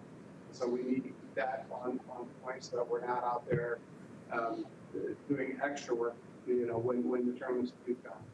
So some of the parks were put on a third kind of priority. So we're now working through those and we'll be backing off of the cemeteries. And there'll be a lot more of the, as John had expressed there, so the trim work stuff that will start to show itself in those locations. So that's kind of been the driving priorities. And then, as Eric said, we went through the parks and we've identified areas in several of the parks where we're just going to kind of let it grow longer in areas that aren't used. And so there'll be some of that will be coming up too. Your Honor. Yes. I lost my audio there for a while, so I don't know what I've missed or not. Have you guys talked about right-of-way mowing? No, we were just focused on the parks right now, trying to understand what the discrepancy is between Green Valley and Ben Butterworth and the cemeteries. Why Green Valley looks, Green Valley is well trimmed. Green Valley is painted. It's the parking lots are groomed. It's extraordinarily different than the more residential focused parks. So that Thank was you, Your Honor. I'll hold my gun fodder until we talk about right away. Okay, it's not on the agenda, so you have to talk about it. Bring it up. Just holster that gun, mister. Your Honor, part of Green Valley, the reason it looks so good is that it was well maintained and in the fall. We keep staff out there until basically the snow flies. So the painting of the parking stops and all of the other things that you're seeing right now are a direct result of being able to stay after that work into the fall. So you're saying that those parking stops and the curbs were painted in the fall? Correct. After the games were over, a lot of that work is done so that we don't have to worry about it come springtime and we're able to hit the ground running out there. Alderman Parker? So regarding the cemetery, so it is pretty glaring what's happened. I've had conversations with residents, and actually one of the residents, she posted a message from a Facebook from the Moline Park and Restoration Department, which really basically didn't take ownership of anything and was a very poor message. That notwithstanding, I thought we were told that in the cemeteries you were going to use chemicals around the headstones to avoid trimming. Is this the result of that, or did we choose to not do that? Was that not followed through? Basically, after we did the further consideration on that, we determined that was probably a worse option, because what will happen is where we spray and kill the grass, weeds are going to grow back in there. So letting it get a little long and then getting in there at some point and cleaning that up, there'll still be turf grass there, but rather than having weeds growing around the headstones. And I guess I still just, if you don't mind, I still struggle with the fact that Green Valley, forget the parking lot, I can understand if that was done prior to the 2020 budget season. But I mean, it is sweet out there and nobody is there. And Ben Butterworth Parkway is the front porch to our city, and it looks like a vacant lot. I think it's embarrassing, and I don't think that there's any excuse for the way that's been maintained, and I think that's way more than a week and a half. I haven't mowed my yard in about a week and a half, and it doesn't look anywhere near that. I mean, it doesn't look great, but it doesn't look anywhere near that. Something that I think would be helpful, and I concur with you, Alderman Parker, something I think that would be helpful, maybe I direct this to Eric or maybe I direct it to Marty, is could the council, could you share with us the prioritization of the parks? We understand that the Parks Department has limited resources. We all are navigating limited resources, including our residents right now. But it would help to have a clear understanding of the prioritization. So if we receive complaints, we can help them understand why a certain park is maybe at a lower priority, and they can see that for themselves, that, you know, more well-traveled. Right now, my argument wouldn't be very good because I'd have to send them out to Green Valley for them to see the shared space that they, you know, is getting the priority. So if we could get that list, I think that would be helpful in our communications to the residents, because they come to us with questions like this and concerns like this, and I want to have a good answer for them. Does anybody else have any comments? Well, that's all I had for this informational item. Your Honor? Yes. As someone who is down in several of the parks on a regular basis, I'm sure that I'm aware the staff is working very diligently. The numbers are what the numbers are. We have much less staff. There's no way they're going to be able to keep up as compared to what a normal year is. I've had numerous conversations with the patrons of the park and tell them, you know, it's a COVID year. We couldn't bring in the seasonals. Maintenance is going to be down just a little bit. They're doing the very best that they can. Work around the headstones is very tedious. It's not like running a mower and getting it done quickly. My observation is that the crews that are out there that are working are doing the very best they can, given the fact that, you know, the grass this time of year grows pretty fast. Thank you, Alderman Potter. Does anybody else have any comments? Alderman Parker? Yeah, I don't doubt that they're working really hard, Alderman Potter. I totally agree with you. I think it's an issue with the direction that they're given and the priority that they're given on what to take care of. And I can't think of a higher priority for us. As you know, we've been talking about for years how the riverfront is the highest priority on anything we do, and it looks horrible. So I think it's not the people on the mowers; it's the people directing the people on the mowers. Your Honor. Yes. And while I understand Alderman Potter's explanation, and I've given the same explanation to residents, it holds zero water when then they come back to you and say, well, down at Green Valley, That place is manicured. I've had to weed eat fences before, and you look at that picture and you talk about tedious versus going around a headstone versus getting your weed whacker caught in chain link fence. You look at that picture of that fence line and it is perfect. And so I understand where you're coming from, and you're right. We do have limited resources, and it's not going to be perfect. But to have one place be manicured and perfect that isn't being used at all, and the places that are being used look the way they are, that's, I think, that the problem. And then it becomes disingenuous when you make that argument to the public, and then they see that some places are perfect and other places are just being left behind. So just to wrap up this informational item, is it, Marty, you can get us that prioritization we'll get that list. So together, we'll get that prioritization list out to the council so they understand the limited resources and how they are going to be prioritized. Thank you so much for having this conversation. The next item is execution timeline for outstanding initiatives. Oh, Dirk Price is responsible for that. He's gathering his tools.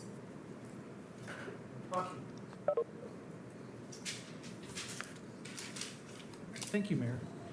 I mentioned earlier this evening to think back to a time before COVID, and that's the point of this information. There were a number of things that we had in the hopper that we were making progress on that were ready essentially to come back to you when we hit that brick wall. All of these things have some impact on staffing, just like we were talking about. And so I'm back to update you about these, to remind you that we're ready in some ways to move forward, depending on how you want to make them a priority. So, for example, the first one, crime-free housing. I've worked with Chief, we've developed what would be the wording of the ordinance, but depending on the Chief's staffing levels in terms of responding to COVID, we might have the personnel to do all the training and implement crime-free housing.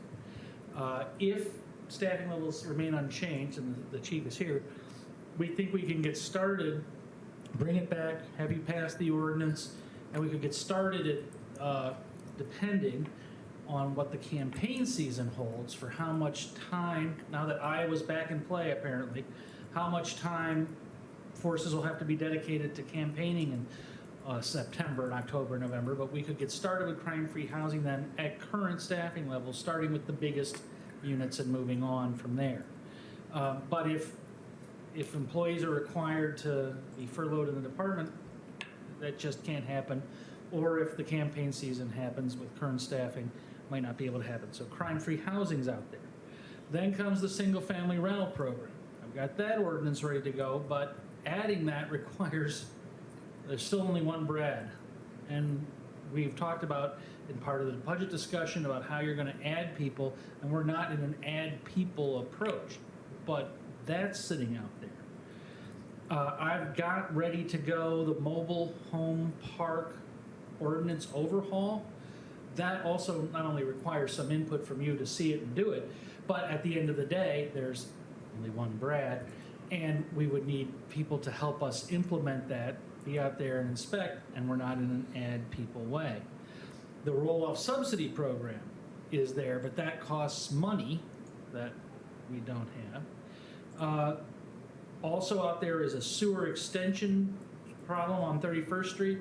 We haven't gone forward because A, that costs a lot of money. This was for the septic tanks, and we were gonna have to do the length of the street, and then get people to say, well, that's $48,000, as you'll recall, to some of those particular people that we were gonna float a loan for and do, plus our own costs of 6 figures that we've put on hold trying to figure out what we wanna do.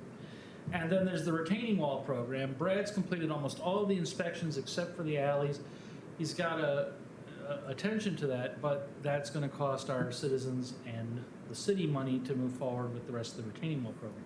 So this is what's, for lack of a better analogy, circling over the airport here, waiting to land.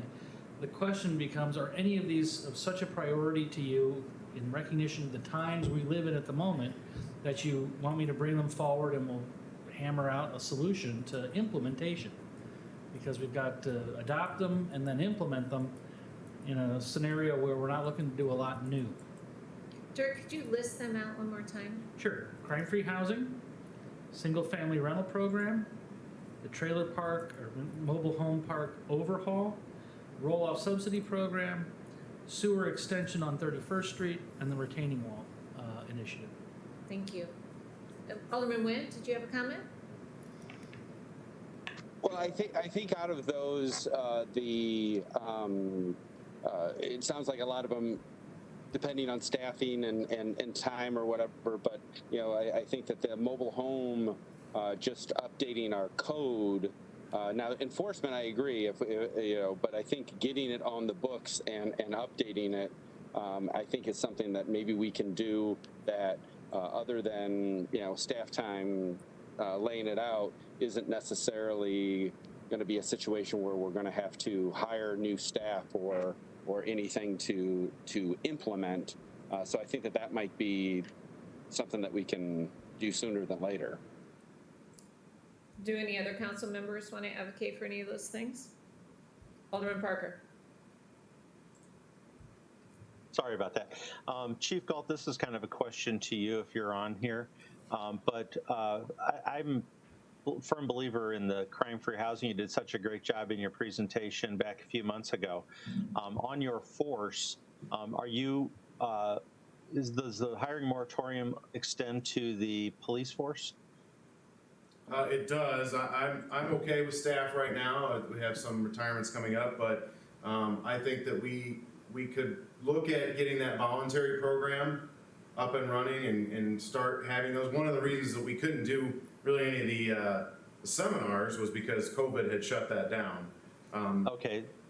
I'm sorry. Go ahead. Go ahead, sir. I was just going to say, okay, so it's not necessarily a staffing issue, but the actual being able to gather in one place. Well, long term, right? So where we're headed this year and next year, I think long term is a concern. But I think that in the short term, I think we probably could manage some sort of the voluntary program and get some of the things in place. I think, as Alderman Nguyen had mentioned, getting some of the codes on the book and getting some dominoes and ready to fall. I think that's one of the more impactful ones. I mean, unfortunately, you did a really great job in selling me on it. So that's one I'm hugely in favor of. Okay.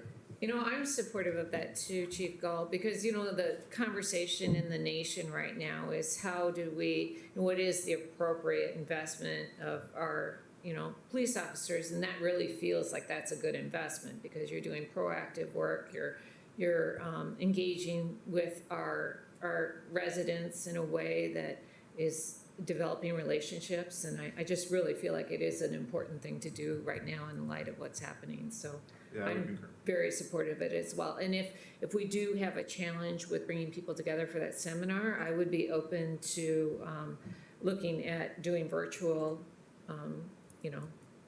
Yeah, and I think training. the good thing is by the time we get those through the legal process, I think we would be headed towards phase 4 at the end of the month, and then we'd be able to start having some larger gatherings. Okay, thank you, Alderman Nguyen. Yeah, if that's an option, that's a priority for me over the mobile home park thing. But I guess I didn't understand that we were sufficiently staffed for that, because that's something I've been pushing. So yeah, let's do that first. Is there anyone else that is interested in any of the other things?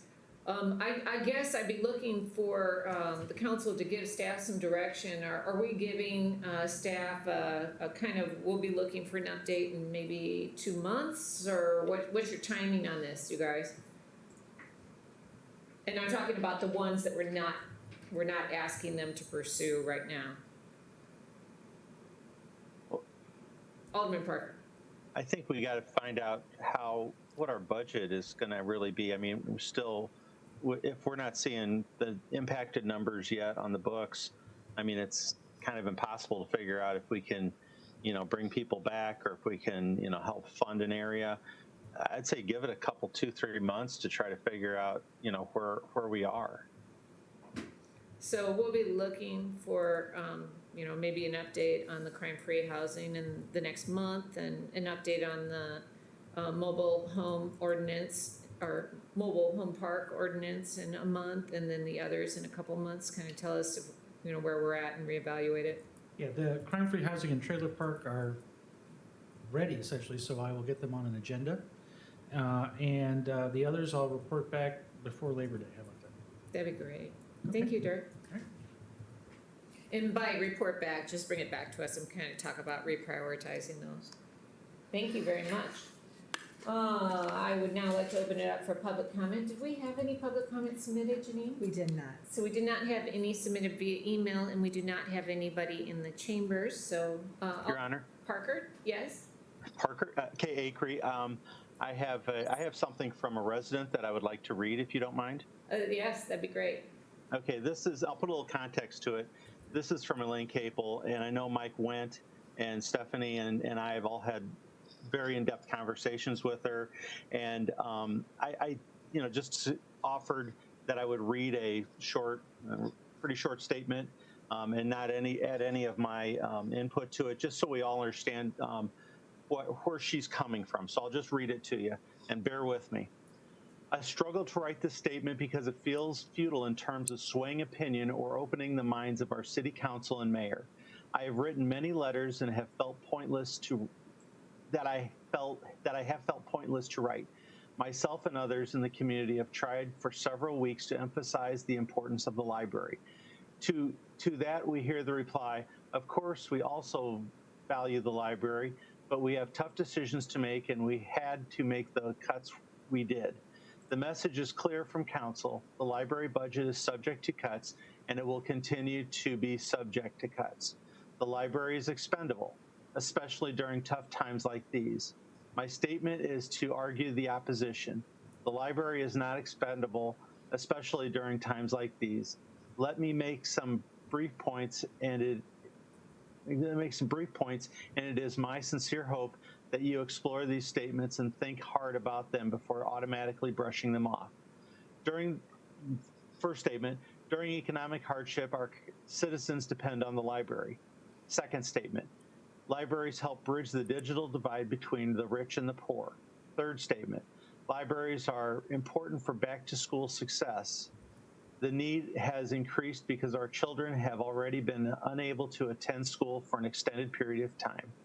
Libraries improve our local economies because 1, business people use the library to make wise business decisions. 2, employees use it to improve job skills. And 3, the disadvantaged use it to help break free from the cycle of poverty. When we don't invest in public services and social services to better our communities, we pay for it with inequality and hardship. When you want a book, you might order one from Amazon. Your kids might go to camps during the summer. You might have excellent internet access, and parenthetically, which includes access to culture and entertainment platforms. But for many people in our communities, these are out of reach financially. The library is a major source of reading material and activities for many children in poverty. We know we must invest in a quality of life for all our community members. As we barrel through this crisis head first together, I'm asking you to think big on this and to invest in the library as a tool to help us succeed in as a community in overcoming the hardships we face. Invest in the library, and it will help us through this crisis. I have spent large amounts of time advocating for the library, and that continues. But I want to also add a note that many of the same arguments can be made for the Parks Department. Our community needs clean and functional outdoor spaces right now. I also urge the council to invest in our Parks Department. These departments are not luxuries, they are necessities for a healthy community, both bodies and minds. Thank you, Elaine Capel. Thank you very much, Alderman Parker, for sharing those comments. Are there any other comments? Could I ask for the spelling of her last name, please? Kabel, is that right? Kaple. Oh. Thank you. You had a 50-50 chance there, Did I? Mayor Acree. Thank you. Without any further public comments, I'd like to close out of our committee of the whole and go into our council meeting this evening. We will begin with the Pledge of Allegiance, and we will have an invocation by Alderman Parker.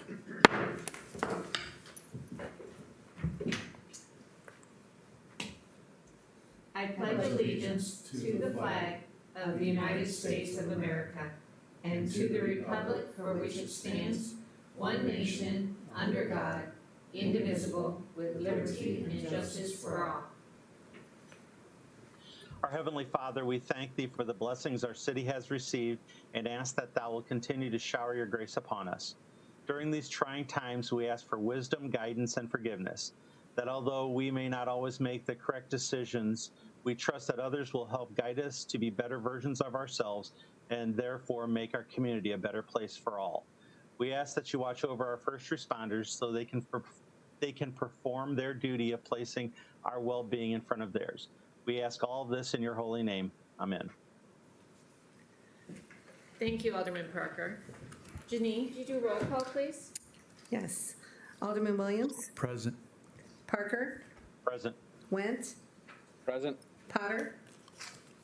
Present. Moyer? Present. Schoonmaker? Present. Waldron? Present. Berg? Present. Your Honor, I request approval of Committee of the Whole and Council meeting minutes of June 2nd, 2020. Second reading ordinances. Council Bill 3014-2020, an ordinance amending Chapter 5 Amusements of the Moline Code of Ordinances, Section 5-1101, license required subsection C by enacting one new subsection 1, exception to limit requirements of subsection C.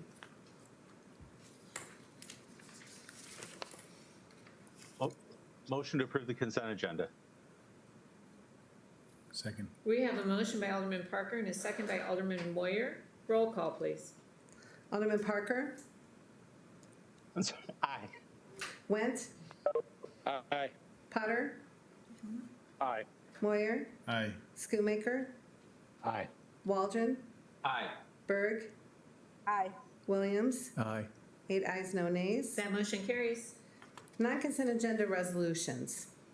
Council Bill 1068-2020, a resolution declaring property at 2307 6th Avenue, Moline, Illinois, previously acquired by the City of Moline as a residential property, to be surplus, and authorizing the mayor and city clerk to execute and attest to an agreement for transfer of real estate and do all things necessary to convey the property at 2307 6th Avenue to Moline Community Development Corporation, an Illinois not-for-profit corporation.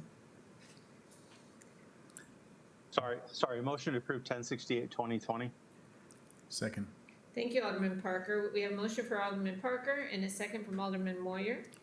Is there any discussion on this item? Roll call, please. Alderman Parker? Aye. Went? Aye. Potter? Aye. Moyer? Aye. Schoonmaker?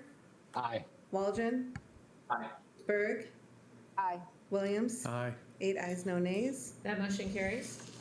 Council Bill 1069-2020, a resolution declaring property at 3204 15th Street C, Moline, Illinois, previously acquired by the City of Moline as a residential property, to be surplus, and authorizing the mayor and city clerk to execute and attest to an agreement for transfer of real estate and do all things necessary to convey the property at 3204 15th Street C to Moline Community Development Corporation, an Illinois not-for-profit corporation. Motion approved 1069-2020. Second, Schoonmaker. We have a motion by Alderman Parker, a second by Alderman Schoonmaker. Is there any discussion on this particular item? Roll call, please. Alderman Parker? Aye. Went? Aye. Potter? Aye. Moyer? Aye. Schoonmaker? Aye. Waldron? Aye. Berg? Aye. Williams? Aye. 8 ayes, no nays. That motion carries. And that is all I have this evening, Your Honor. Thank you, Janine. Thank you. Now I'd like to open it up for the council's miscellaneous business, and we'll go around the council wards. We'll begin with Alderman Williams. Nothing, Your Honor. Thank you. Alderman Parker? Just want to share with everybody that unfortunately the 12th Street 4th of July parade has been canceled this year. Thank you, Alderman Parker. Alderman Went? Now I'm sad. Nothing, Your Honor. Thank you. Alderman Potter? Nothing, Your Honor. Thank you. Alderman Moyer? Nothing, Your Honor. Thank you. Alderman Schoonmaker? Nothing, Your Honor. Thank you. And Alderman Waldron, let's hear about the right-of-way. Yeah, I'd like to pull my gun now. Okay. If we're going to talk about prioritization of work, we need to take a hard look at our right-of-way. Currently, in my neighborhood, I have grass on the right-of-way, and I'm not making this up. I should have took pictures. 24 inches to 3 feet tall. We look like a third world ghetto. Animals, dogs get lost when they're walked. If we're talking about prioritization, even the state of Illinois mows off more often than we do right now, and that's saying something. And that needs to be taken a look in the prioritization also. So Alderman Waldron, just so that I understand, what is this? Is this city-owned land, or why are we mowing? Because I drove through your neighborhood and I saw some tall grass, but I didn't really understand why that was city's responsibility. Can you help me? Yeah, we have land all over the city, which we call in Public Works right-of-way. And that right-of-way mowing is our responsibility. It's not on a piece of property where the homeowners mow it, so to speak. So we have a person in a mower that goes around and mows this. As far as I can tell, to year to date, we've mowed one time, sometime in middle to late April, and it hasn't been mowed since. I think we have an ordinance that says that a resident can't have their grass any longer than, I think, 10 inches. I may be wrong. But like I said, some of this right-of-way is 2 to 3 feet tall now. We're in violation of our own ordinance. And Alderman Waldron, from your expertise, is that a public works responsibility? Is that how that's It is, and it's a prioritization. Okay. I've already heard that, we don't have enough people, we don't have seasonals, we're trying to mow those cemeteries. It falls into the same level of prioritization as the parks. Understood. Thank you for sharing that concern. I have a question for Dirk. Dirk, does that ordinance apply for us as well? And it is 10 inches, Alderman Waldron, because I just looked at it. Thank you. Dirk's coming to the podium. It's a standard that we've adopted, but you could not sue the city of Moline for a nuisance for being in excess of 10. So in terms of, does it apply in the same way that an enforcement action can be brought against us by somebody? No. Of concern in medians and parkways of a 3 foot, well, that we're talking about now what we prohibit fences from doing, which is creating visual blockades for traffic purposes. So that might be a concern. That might be a liability. But the nuisance value of the statute, no, that doesn't apply to us. It's our adopted performance standard. It's just the hypocrisy of not living up to your own standard for everybody else. Thank you for explaining that to us. Thank you, Alderman Waldron. Alderman Thank you. Alderman Burke? Nothing, Your Honor. Thank you. I don't have anything either. How about Marty? Do you have anything you'd like to address the council with this evening? Not today, no. How'd you hold up this week? I'm holding up well. Thank you for all the emails, Councilman. Well, you ask and I know, we shall receive. that's fine. No, I appreciate it. Yeah. It really helps me understand the issues of what's going on in the community. So, I'm just, bear with me and as I find out who does what, and but we'll resolve all the things that need to be resolved. So, I think day 10 or something like that. So feels like I've been here for a month. So, but it's good. It's all good. Oh, and I want to express my gratitude. Last Friday, when the restaurants opened up for outdoor dining, Marty and I walked the downtown area, and we had an opportunity to meet with some faces I haven't seen for a while since they've been shut down, and it was nice to expose Marty to some of our dining areas, and they really did do a nice job. Jeff Manis, I think, can be credited with leading that effort and supporting our downtown businesses to make that happen. And he was on a call and he listed, did he say 45 restaurants? Was that what he was saying? Yeah, actually, there's 44, 45 restaurants, half of which are eligible under the current outdoor dining laws and licensing. The other half, mostly downtown, are the ones that we developed that process for that require them filling out an application, drawing up a map of where they're going to be with their tables 6 feet apart, all the rules that require social distancing, and then we signed off on that. So it's about half of those, and then the other half are eligible regardless. And I'd also like to express my gratitude to Alderman Williams and Alderman Waldron for supporting that committee. That was very helpful, and you guys knocked it out of the park with that. It's so nice to see some activity back in our downtown area, so thank you, everybody who got involved, and all the other staff members that helped support that as well. So that's all I have. And Marty, do any of the other staff people have anything they'd like to address the council with? How about any staff that's attending remotely? Will we be having executive session this evening? Your Honor, What? Yes, Alderman Williams. I'd like to make a motion that the council convene an executive session for the purpose of discussion of pending, probable, or imminent litigation 5 ILCS 120/2, paragraph C11. Second, Parker. We have a motion by Alderman Williams and a second by Alderman Parker. Roll call, please. Excuse me. Oh, sorry. Yes? I've got a question about some programming staff. We are, if we move into phase 4, sorry, this is Eric from Parks and Rec. If we move into phase 4, we want to offer some of our adult and youth programming, especially at Green Valley. And we have to, by our programming, we have to offer officials and ups for some of those programming. And we can't offer those without licensed officials. Now, those are vouchered, similar to if we hired someone to come pour concrete on the sidewalk or fill some potholes, we subcontract those out. I would request the council to let us voucher those officials and umpires for those programming, because our programming during the summer, we don't offer them unless we break even or make money on those programs. And last year we brought in over $8,000 after everything was all said and done. And we can't offer those programs without those officials. Just for clarification, Eric, I believe, my understanding is those are 1099 employees, but they're still subcontract employees. Is that correct? They're 1099. They're not actually, we're not hiring them through Express. But they're still subcontract. They're not union represented employees, right? Correct. So I think that we're not the ones that can answer that question. I think that would be answered by legal, and so, or your park board. No. Well, one moment, please. Dirk's approaching the podium.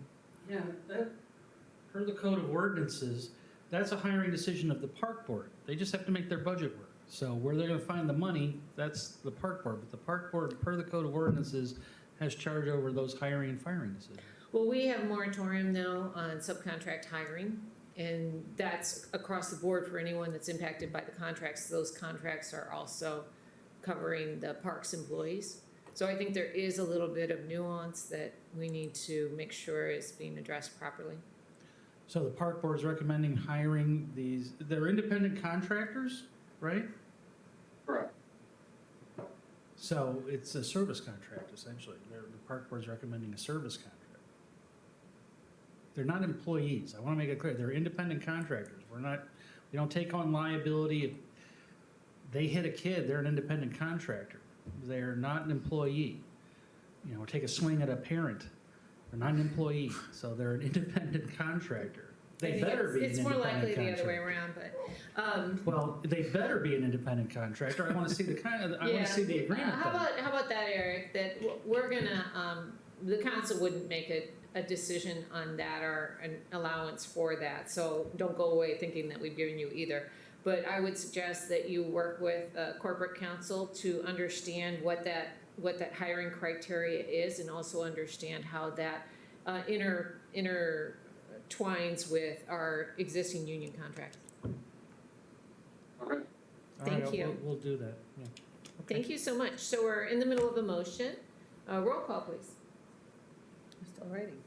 Okay, sorry about that. Alderman Parker? Aye. Went? Aye. Potter, Aye. Moyer, Aye. Schoonmaker, Aye. Waldron, Aye. Berg, Aye. Williams. Aye. 8 ayes, no nays. That motion carries. We'll now clear the council chamber, and anyone that is not a council member and is remoted in, would you please leave the meeting? We only need Dirk, Marty, and Janine. And Don.